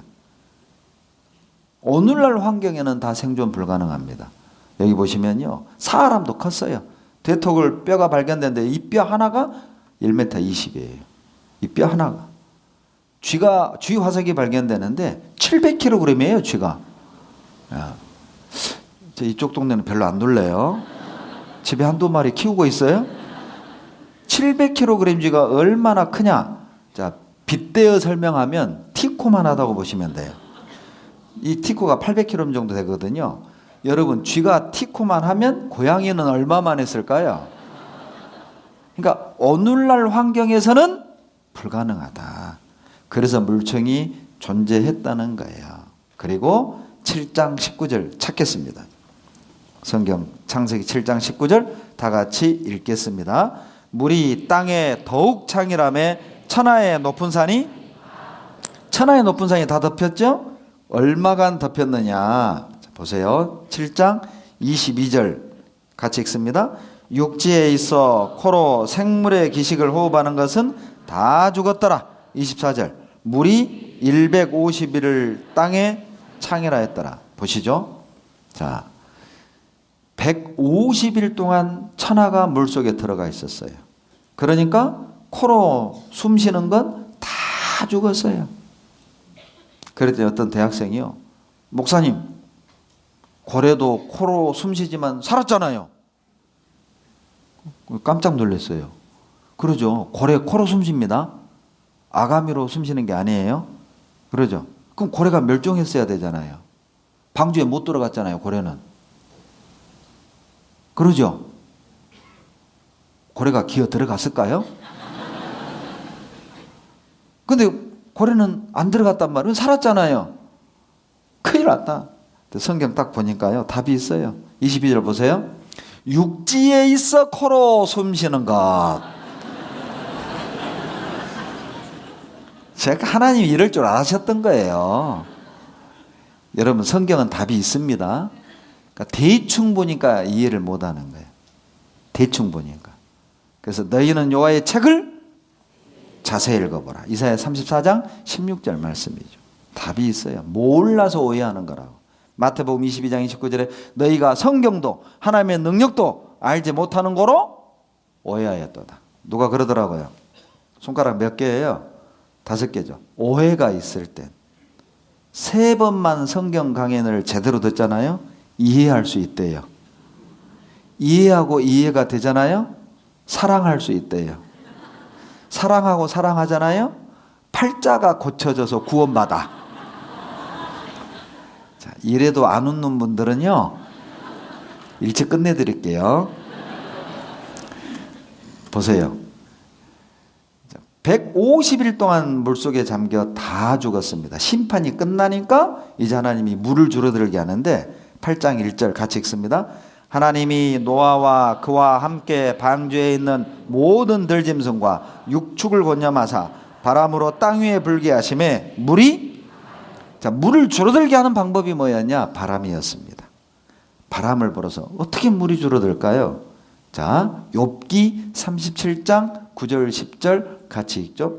남방 밀실에서는 광풍이 이르고 북방에서는 찬 기운이 이르며 하나님의 부시는 기운에 얼음이 얼고 물의 넓이가 놀랍지 않습니까?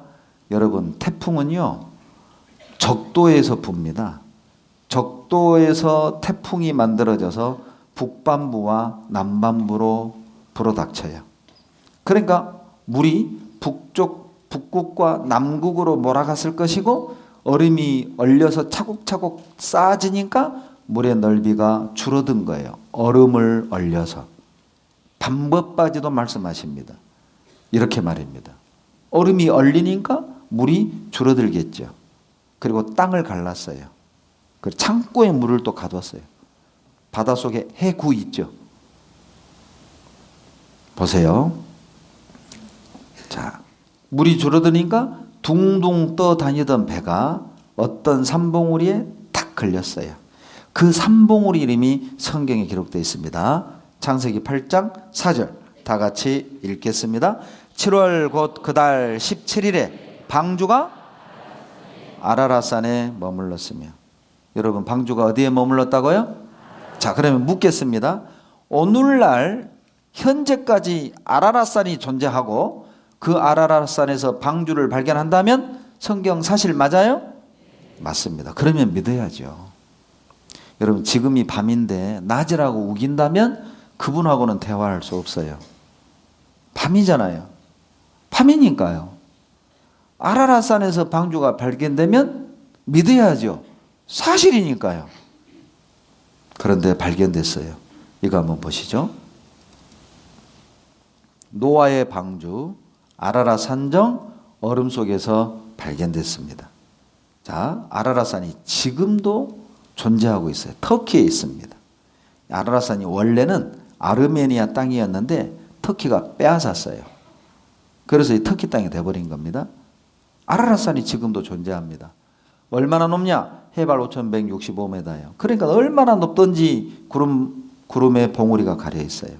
1년 내내 꽁꽁 얼려 있습니다. 역시 하나님답죠? 잣나무로 된 방주가 썩지 않도록 천연 냉동고에 놓는 거예요. 여기 보시면 터키 아라랏산 노아의 방주 묻힌 곳입니다. 여러분 거북선은요 1592년에 만들어졌죠. 500년도 안 된 거북선은 썩어져 없습니다. 500년도 안 돼요 거북선은. 그런데 없잖아요. 그런데 4000년 훌쩍 넘은 노아의 방주는요 지금도 존재합니다. 69년 소년동아일보에 어떤 기사가 실렸냐면 자, 터키 아라랏산에서 배화석이 발견됐어요. 길이가 140m, 15,000도급 상선이 해발 4,200m 높은 곳에서 발견됐습니다. 미국의 탐험대가 발견한 것이고 조사했는데 노아의 배임에 틀림없다는 거예요. 여러분, 자 대답 한번 해봐요. 15,000톤짜리 배를요 해발 4,200m 높은 곳에 갖다 놓는 방법 설명해봐요. 들어다나요? 헬기로? 그 시절에? 둥둥 떠다니다가 탁 걸리고 물 빠지는 것 말고는 설명 불가능합니다. 여러분, 자 인천에서 높은 산이 어디 있어요? 계양산 있죠. 계양산. 자 인천 계양산 몇 메다예요? 모를 줄 알았어요 제가. 보통 자기 동네 산 높이 모르더라고요. 가르쳐 드릴게요. 369m입니다. 395m 여기 있네요. 계양산은 해발 395m예요. 395m. 언제 다녀오셨다냐? 인터넷에서 다운받았어요. 여러분, 자 여기가 계양산 정상이거든요. 물어봅시다. 395m 계양산 정상에 14,000톤짜리 배가 올라가 있다. 이거 놀라운 사건이에요? 그저 그런 사건이에요? 놀라운 사건이죠. 그런데 여러분 계양산보다 10배나 더 높은 곳에서 방주가 발견됐어요. 생각해 봐요. 여기 보시면 인공위성으로 발견했거든요. 노아의 방주는 아라랏 산정 얼음 속에 있다. 전 세계에 홍수 흔적이 있는데 첫 번째 중국입니다. 중국. 여러분 중국에요. 제가 심천에서 이제 집회를 했었는데 제가 이 책을 보여줬어요. 여러분 이 책이 뭐냐면 백방비결전입니다. 이 내용은 뭐냐? 이 점쟁이들이 보는 책입니다. 실은 이게 그 유명한 괴예요. 괴. 점괴가 안 나온다 할 때 괴가 요거예요. 요거. 남자 거 여자 거를 보고 궁합도 보고요. 근데 제가 보여드리려는 건 이 위에 있는 겁니다. 자 여기 한문 읽을 줄 아시는 분 읽어보세요. 찬한 태고의 비유괴라. 옛날에는 이런 괴가 없었다. 인홍수 몰세하야. 홍수로 인하여 세상이 몰사할 때 나라는 사람이 방주를 만들어서 자기 가족 일가 8구 8식구가 살아남았고 8대 이르기까지 집단생활하고 전에 내려오는 말에 의하면 나는 자 혈기적 살아있는 만물을 도구려 일공일모 수컷 한 마리 암컷 한 마리를 구원했다. 이 요자가 과거 완료형입니다. 창세기 내용이잖아요. 제가 요걸 심천에서 보여줬더니 조선족 형제님이 저를 찾아왔어요. 목사님, 우리 중국 전설에 의하면 이 책은 하늘이 인간에게 내려준 선물이라는 전설이 있습니다. 그리고 우리 중국인의 조상이 누아예요. 누아라는 조상이 홍수와 싸워 이겨서 우리 위대한 중국인이 탄생했어요. 중국인 설화입니다. 어떻게 성경 내용과 일치할 수 있을까요? 세계적인 사건이었기 때문에 성경에만 있는 게 아니에요. 각 나라마다 그런 설화들이 있습니다. 인민일보입니다. 중국 사람들이 보는 신문이죠. 나, 방주, 화교, 유적, 수토, 유실, 노출, 원형. 비가 내려서 흙이 씻겨 내려가서 원형이 노출된 걸 발견했다. 어디에 있는 배냐? 자, 여기에 보면 제 토이기 아라라산. 토이기가 중국 발음으로 터키 아라라산입니다. 그래도 안 믿으니까 2000년 청도일 봅니다. 나, 방주, 확실 요 정도는 읽어야 됩니다. 존재. 요것만 읽으셔도 돼요. 존재합니다. 홍콩, 터키, 중국 기독교인들이 여러분 아라라산의 노아의 방주 안에 들어갔다 나왔습니다. 그 사진입니다. 여러분 해발 3,500m 이상에서는 나무가 존재할 수 없어요. 수목한계선이 있죠. 그런데 4,000m 높은 곳에서 나무로 된 목조 구조물을 발견한 겁니다. 보세요. 요거 보세요. 방이 4개의 방을 들어갔다 나왔어요. 그리고 그것이 홍콩신문에 실렸습니다. 홍콩에 가면 노아의 방주 박물관이 있어요. 제가 초기에 여기를 갔을 땐 노아의 방주를 발견한 스토리를 쭉 전시해 놨습니다. 그 중에 자 하나가 보세요.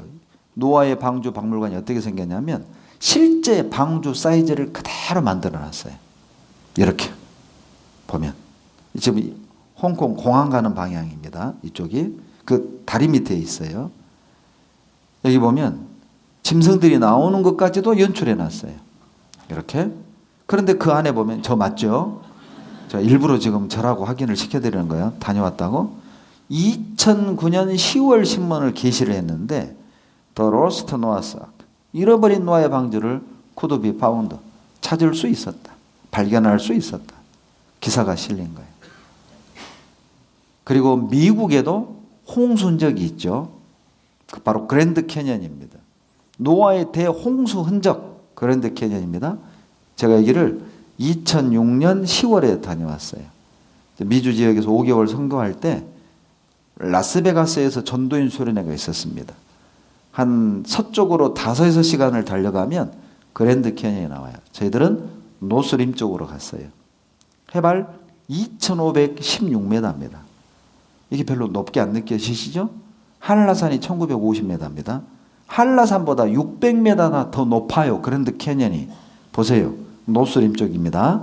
여기 보면 여기 그랜드 캐년이죠. 이게 해발 2500m 높은 산이거든요. 그런데 산봉우리가 다 일자예요. 보세요. 그리고 전도인 중에 한 분이 농담 삼아 그랜드 캐년이 홍수 흔적이라고 배우지 않았습니까? 찾아봅시다. 그럽시다. 그리고 제가 나오는 그냥 그 길목에 이렇게 보는데 제가 직접 찍은 겁니다. 조개화석입니다. 소라입니다. 한두 개가 아니에요. 꼬막입니다. 한두 개가 아니에요. 솔직히 제가 목사만 아니었으면 이거 깨갖고 가져왔어요. 너무 보여주고 싶어서 사진으로 어쩔 수 없이 사진으로 그냥 찍어 왔습니다. 보세요. 한두 개가 아니에요. 그래서 지질학자들은 그랜드 캐년이 바닷속이었다는 걸 다 인정해요. 언제냐는 거예요, 그게. 해발 2500m 정상이 어떻게 물속에 바닷속에 들어가요? 홍수 때입니다. 여러분, 화석이 되려면 갑자기 살아있는 물고기 이렇게 딱 대량의 흙에 덮쳐야 돼요. 그래야 썩지 않고 돌이 되거든요. 원형 그대로. 그러니까 갑작스럽게 화석이 됐다는 증거로 보세요. 큰 물고기가 작은 물고기를 먹고 있는데 덮쳐버린 거예요. 얼마나 안타까워요. 다 먹기도 전에. 그런데 이런 화석들이 한두 개가 아니죠. 이런 화석들은 뭘 증거하느냐? 갑작스런 대격변이 있었다. 보세요. 그런 화석들이 많습니다. 소화도 안 됐어요. 지금 먹었는데. 그리고 조개화석은 대부분 이렇게 다 입 다물고 있죠. 뭘 의미하는 줄 아세요? 살았을 때 덮쳤다. 갑작스럽게 덮쳤다. 왜? 조개 죽으면 입 다물어요, 열어요? 열어요. 여러분 이해 못할까 봐 제가 바지락 칼국수 찍어왔어요. 여러분 어패류가 죽으면 다 입 엽니다. 이거 살았을 때 덮친 거거든요. 갑작스럽게 덮친 거예요. 몽골에도 홍수인 적이 있어요. 제가 몽골을 4번 갔는데요. 2011년에 제가 다르한을 갔을 때 제2의 도시입니다. 다르한에서 러시아 쪽으로 30분 정도 차를 타고 가면 오른쪽에 호수가 나와요. 바로 이 호수입니다. 짠물 호수입니다. 여러분 몽골은 바다 없습니다. 그런데 자 몽골 지도에 분홍색 칠한 게 다 짠물 호수예요. 한두 개가 아니에요. 바다 없는 몽골에 어떻게 짠물 호수가 있느냐. 홍수입니다. 여러분 짠물하고 담수는 안 섞입니다. 그러니까 물이 쫙 빠지면 어떤 건 담수가 걸리고 어떤 건 짠물이 걸려서 호수가 된 거예요. 짠물과 바닷물 안 섞입니다. 여기 보시면 제가 어디를 가냐면 알타이를 갔어요. 알타이는 해발 2,000m가 높아요. 처음 갔을 때 고산병이 와가지고 혼났어요. 두통 때문에. 거기 알타이 박물관을 갔습니다. 박물관입니다. 자, 이게 알타이 지도인데 여기에서 이게 박물관 아가씨예요. 여기에서 뭘 발견했느냐? 요걸 발견했다는 거예요. 어필 화석입니다. 그래서 이 알타이도 바닷속이었다는 거예요. 해발 2,000m예요. 보세요. 소라 화석입니다. 전 세계에 널브러져 있죠. 그리고 볼리비아에도 있어요. 여러분 볼리비아는 해발 3,400m 높은 곳에 사막이 있는데 모래사막이 아니라 무슨 사막이요? 소금사막. 이건 눈이 아니라 소금입니다. 자가용으로 4시간을 달려도 사막이에요. 소금사막. 어떻게 해발 3,400m 높은 곳에 소금을 뿌려놨어요? 누가? 이건 바닷속에 들어가 있던 것 말고는 설명 불가능합니다. 러시아에는요 더 놀라운 게 있어요. 소금은 광산이 있습니다. 광산이라면 땅속에 있다는 거죠? 땅속이 소금이에요. 땅 파는데 소금 나와요. 소금을 파서 팝니다. 암염가루요. 여러분 보세요. 이것뿐만이 아닙니다. 바닷속에 도시가 발견됐는데 약 200여 개의 도시가 발견됐어요. 바닷속 도시 보세요. 바닷속입니다. 태평양 속에서 이렇게 도시들이 발견된 겁니다. 도시들입니다. 도시들. 이런 흉상도 발견되고. 노아의 홍수는 사실이죠. MBC에 방영된 내용을 직접 한번 들어보시겠습니다.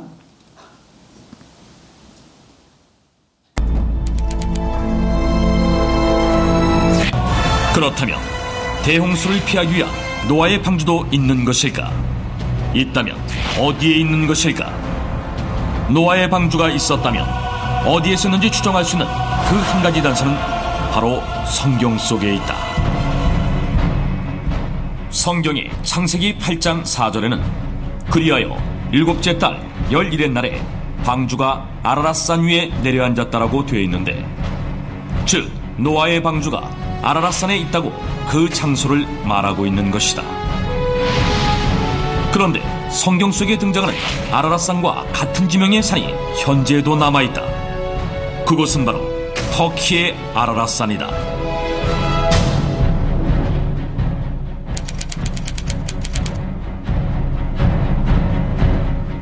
터키의 아라랏산은 그 지방말로 쿠이누라고 불리기도 했는데, 이는 노아의 산이라는 뜻이며 오랫동안 신성시 되어온 곳인데다가 현재 이곳 동네 이름들은 지난 수천 년간 노아와 노아의 자손들의 이름을 사용하고 있다고 한다. 뿐만 아니라 이 아라랏산에는 바다에서만 볼 수 있는 어패류의 화석과 소금 등 대홍수가 있었음을 증명하는 흔적들이 발견되기도 했다. 1916년 여름, 러시아 제3코커서스 항공 군대인데 로스코비카 중위는 새 비행기를 시험하느라 터키의 동부 지역과 아르메니아 지역 사이에 있는 아라랏산 근처를 비행하고 있었다. 그런데 What is that? 중위는 비행 도중 산 정상에 있는 호수에서 놀라운 것을 발견했다. 그것은 바로 거대한 배였다. 로스코비카 중위의 보고를 받은 러시아의 황제 니콜라이 2세는 탐험대를 보내 직접 확인하게 했는데, 탐험대 역시 로스코비카 중위가 배를 발견했던 장소에서 빙하 속에 묻힌 거대한 배를 발견한다. 그 배는 120m가 넘는 길이었고, 배 안에는 높이 5m 정도의 칸막이가 몇백 개나 있었다. 어떤 방은 아주 크고 천장이 높았으며, 어떤 방은 바구니가 겹겹이 줄지어 있기도 했다. 탐험대원들은 흥분하지 않을 수 없었다. 실제로 찍은 사진입니다. 여러분, 성경은 사실이에요. 여러분 안 믿어도 사실이에요. 우리가 믿어서 사실이 된 게 아니라 사실이기 때문에 믿는 거죠. 따라서 해보세요. 그래서 어쩌라고? 그래서 어쩌라고? 여러분, 성경이 사실이면 큰일 났어요. 여러분, 상관이 있습니다. 우리하고 관계가 있어요. 누가복음 17장 찾겠습니다. 누가복음 17장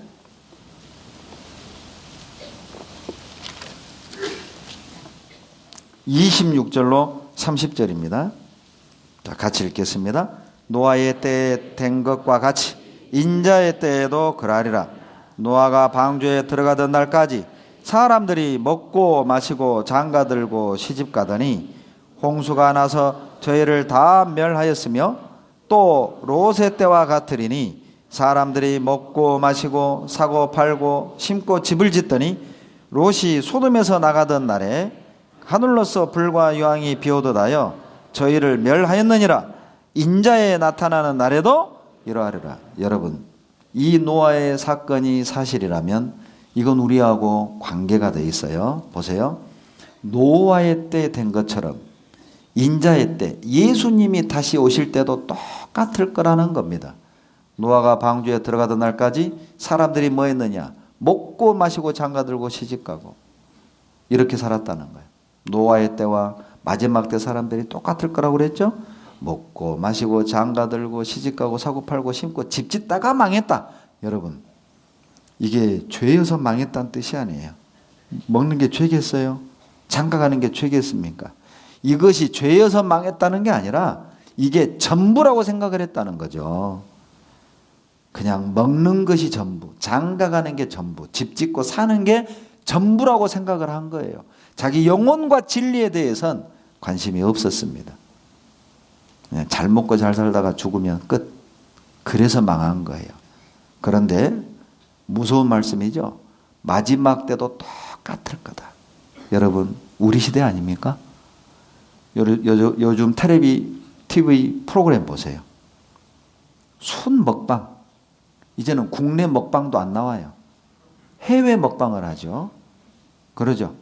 그리고 가상 그런 어떤 그 연애 프로그램. 그러죠. 우리 결혼했어요. 이런 거. 나는 처음에 그거 보고요. 엄청 헷갈렸어요.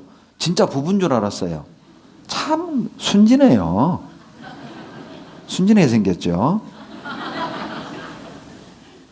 순 요즘 TV 프로그램 보세요. 먹고 마시고 시집가고 사고 팔고 홈쇼핑 보세요. 우리 시대 아닌가요? 영혼에 관심 없습니다. 진리에 관심 없습니다. 하나님은 보세요. 천사를 보내서 구원해 주려고 하는데 이 사람은 그저 먹고 사는 것만 관심이에요. 안 쳐다봐. 한 번만 위를 봤다면. 여러분, 세상에 이거 봐요. 어떤 마트 오픈 기념으로요. 선착순 20명에게 라면 한 박스 준다니까 새벽부터 장사진을 이루는 거예요. 그러죠. 그런데 말씀 듣자고 하면 바빠. 약속이 있어. 관심이 없죠. 여러분 수준을 알고 싶으세요? 겉으로는 신사숙녀처럼 꾸미고 말도 예의를 갖춰서 하지요. 그러나 그게 여러분의 진정한 수준은 아닙니다. 자기 자신의 수준을 알기 원한다면 관심사를 보세요. 그게 그 사람 수준이에요. 그게 내 수준이라고. 이 사람 한번 봐봐요. 이 사람 수준이 이거예요. 이 사람 수준이. 세상에 자동차에다 핸드폰 번호를요 화투로 써놨어요. 여러분 이 사람 핸드폰 번호 몇 번이에요? 011에 546에 9984. 이거 읽을 줄 아시는 분 다 수상해. 여러분 이 차 주인 머릿속에 뭐가 가득 들었어요? 자, 여러분의 마음에는 뭐가 가득 들었어요? 술, 일, 돈, 쾌락, 재미. 그게 우리 수준이에요. 여러분 오락이라는 영어 단어가 어뮤즈먼입니다. 합성어죠. 어는 없다는 뜻이고 뮤즈는 생각. MENT는 명사형 어미예요. 오락이 뭐예요? 생각이 없어요. 진리에 대해서 생각 안 합니다. 영원한 것에 대해서 생각하지 않습니다. 그저 즐기는 거죠. 요즘 안 쓰는 한문이죠. 줄탁동시라고도 읽고 최탁동시라고도 읽어요. 무슨 말이냐? 자, 어미닭이 쪼는 것과 새끼가 쪼는 것이 일치할 때 톡 깨져서 다른 세상을 보게 된다. 줄탁동시. 이 병아리는요, 아마 달걀 속이 천국이고 전부라고 생각할 수도 있겠죠. 여기만큼 좋은 데 없어. 그러나 껍질이 깨지고 나온다면, 야, 엄청난 세상이 따로 있었구나. 달걀 속에 있는 이 병아리처럼 자기 세계에 갇혀서 죽으면 끝, 먹고 마시는 게 전부 달걀 속 병아리인 거예요. 하나님은요, 하나님은 모든 사람이 구원받기 원해요. 그런데 내가 원하지 않으면 못 벗어나는 겁니다. 자기 세계에서 못 벗어나는 거예요. 그런데 여러분이 영혼에 관심을 갖고 진리를 찾는다면 분명한 건 여러분 놀라운 세상을 발견하게 될 거예요. 마태복음 7장 13절 14절 다 같이 읽습니다. 좁은 문으로 들어가라. 멸망으로 인도하는 문은 크고 그 길이 넓어 그리로 들어가는 자가 많고 생명으로 인도하는 문은 좁고 길이 협착하여 찾는 이가 적음이니라. 여러분 모든 사람 앞에는 두 가지 문이 있습니다. 두 가지 문. 자, 넓은 문이 있고요. 그리고 여러분 좁은 문이 있어요. 자, 이 넓은 문은 멸망으로 들어가는, 심판으로 들어가는 문입니다. 그리고 이 문은요, 생명으로 들어가는 문이에요. 그런데 안타까운 것은 멸망으로 들어가는 사람이 많다는 겁니다. 이 멸망으로 들어가는 사람들이 너무 많아요. 그리고요, 생명으로 들어가는 사람들은 적어요. 그리고 이제 내가 그 가운데 서 있습니다.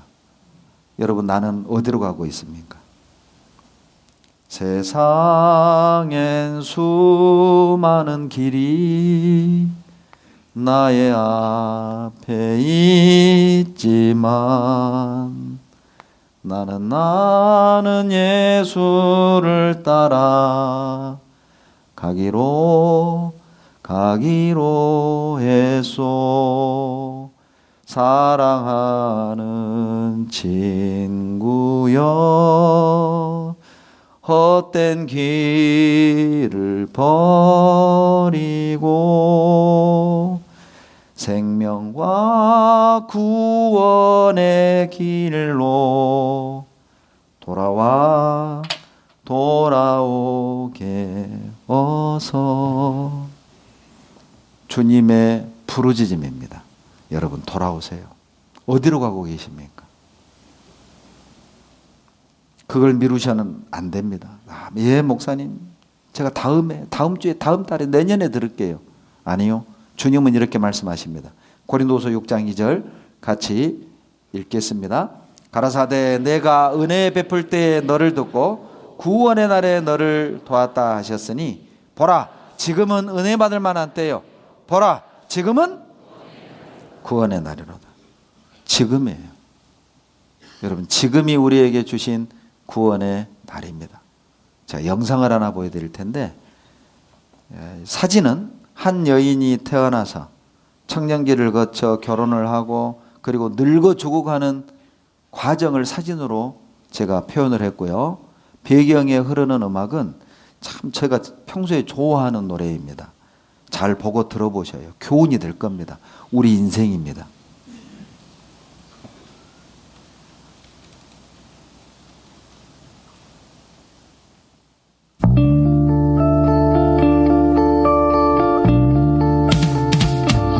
언젠간 가겠지 푸른 이 청춘 지고 또 피는 꽃잎처럼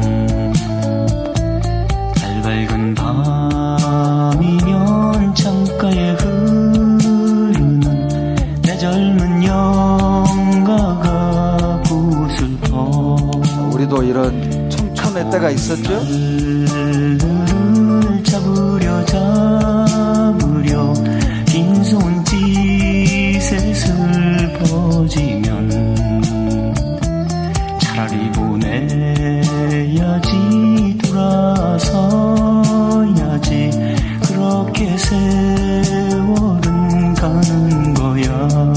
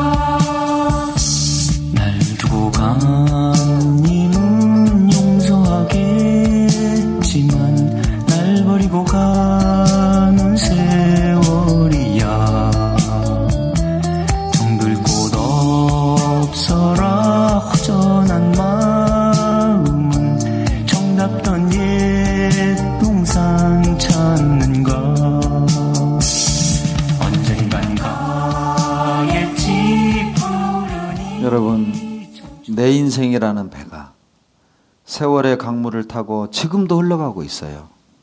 도대체 우리 인생의 배는 이 세월이라는 강물을 타고 어디로 가고 있을까요? 도대체 이 세월의 강물의 끝은 어디란 말입니까? 하나님입니다. 모든 인생이 하나님을 향해 흘러가고 있어요. 그 끝에서 우리는 하나님을 만날 겁니다.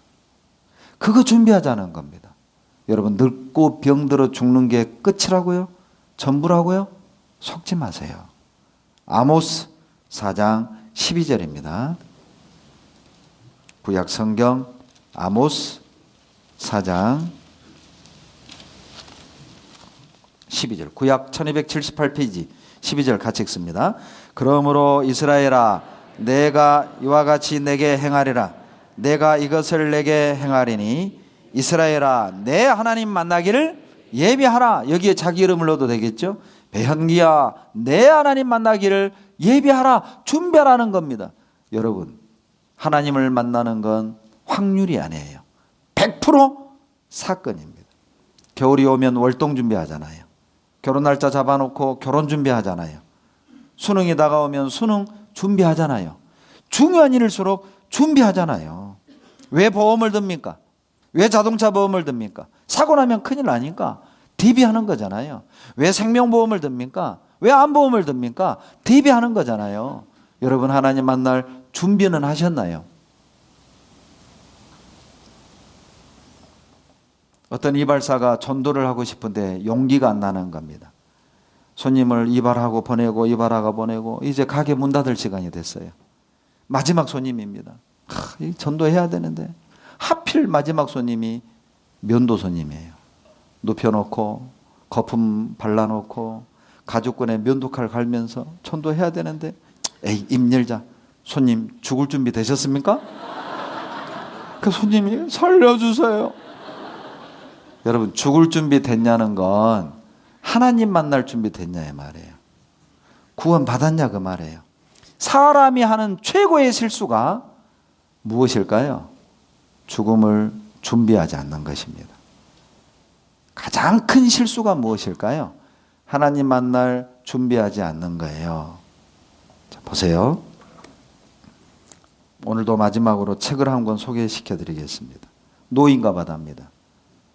어니스트 해밍웨이가 쓴 명작이죠. 이것으로 노벨 문학상까지 탔습니다. 내용은 아주 간단합니다. 어떤 한 노인이 오랫동안 고기를 못 잡았습니다. 그리고 어느 날 내가 고기를 잡기 전에 돌아오지 않으리. 그런데 낚싯바늘에 청새치가 걸렸어요.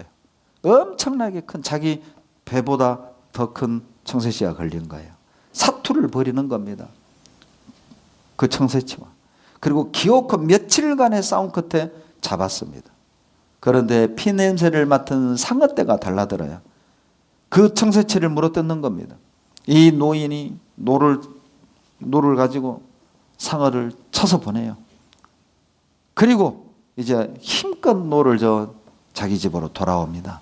그런데 항구에 들어왔을 때 뒤를 돌아보니 그 엄청나게 큰 청새치가 뼈만 덩그러니 남아 있었어요. 저는 이걸 책으로 먼저 본 게 아니라 영화로 먼저 봤습니다. 마지막 장면에요. 그 뼈만 항상하게 남은 큰 청새치가 바다에 둥 떠 있는 걸 하늘에서 쫙 클로즈업 당기는데 저는 그게 딱 내 뇌에 들어와 버렸어요. 지금도 얘기를 하면 그 하얀 청새치 뼈만이 기억이 나요. 여러분, 이게 우리 인생입니다. 바다는 세상, 그러죠?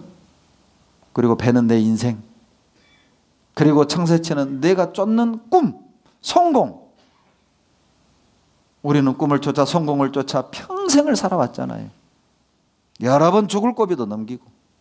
그런데 어때요? 인생의 말년에 돌아보면 아무것도 없어요. 스페인 격언에 정상에 올라가 봤더니 아무것도 없더라. 여러분은 무엇을 얻으셨습니까? 적막한 광야를 달리는 인생아, 너는 무엇을 찾으러 왔느냐. 이래도 한 세상, 저래도 한 평생, 돈도 명예도 사랑도 다 싫다. 적막한 광야를 달리는 인생아, 너는 무엇을 찾으러 왔느냐. 돈도 벌어보고 명예도 누려보고 사랑도 해봤지만 다 싫다. 답이 아니었던 겁니다. 여러분은 무엇을 찾으러 왔습니까? 여러분은 무엇을 찾으셨나요? 마지막 신명기 10장 13절입니다. 신명기 10장 13절. 다 같이 읽겠습니다. 내가 오늘날 내 행복을 위하여 내게 명하는 여호와의 명령을 지킬 것이 아니냐. 내가 오늘날 내 행복을 위하여 내게 명하는 여호와의 명령과 규례를 지킬 것이 아니냐. 여러분, 성경은 우리의 행복을 위해 주셨어요. 여러분, 다른 데서 행복을 찾지 말아요.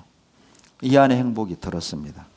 여러분, 정말 제가 장담하건대 이번에 다른 약속 뒤로 미루고 찾는 마음으로, 하나님 정말 나도 행복해지고 싶어요. 나도 진리 깨닫고 싶어요. 저도 구원받고 싶어요. 그런 마음으로 끝까지 듣는다면 여러분, 행복을 발견하게 될 겁니다. 행복하시게 될 겁니다. 같이 기도하겠습니다. 사랑이 많으신 하나님, 도와주시옵소서. 하나님의 간절한 초대를 한 사람도 외면하지 않게 도와주시옵소서. 내일도 우리의 마음과 걸음, 말씀 앞으로 인도해 주시옵소서. 구원 얻는 순간까지 우리의 생명 지켜주시옵소서. 예수님 이름으로 감사하며 기도드렸습니다. 아멘.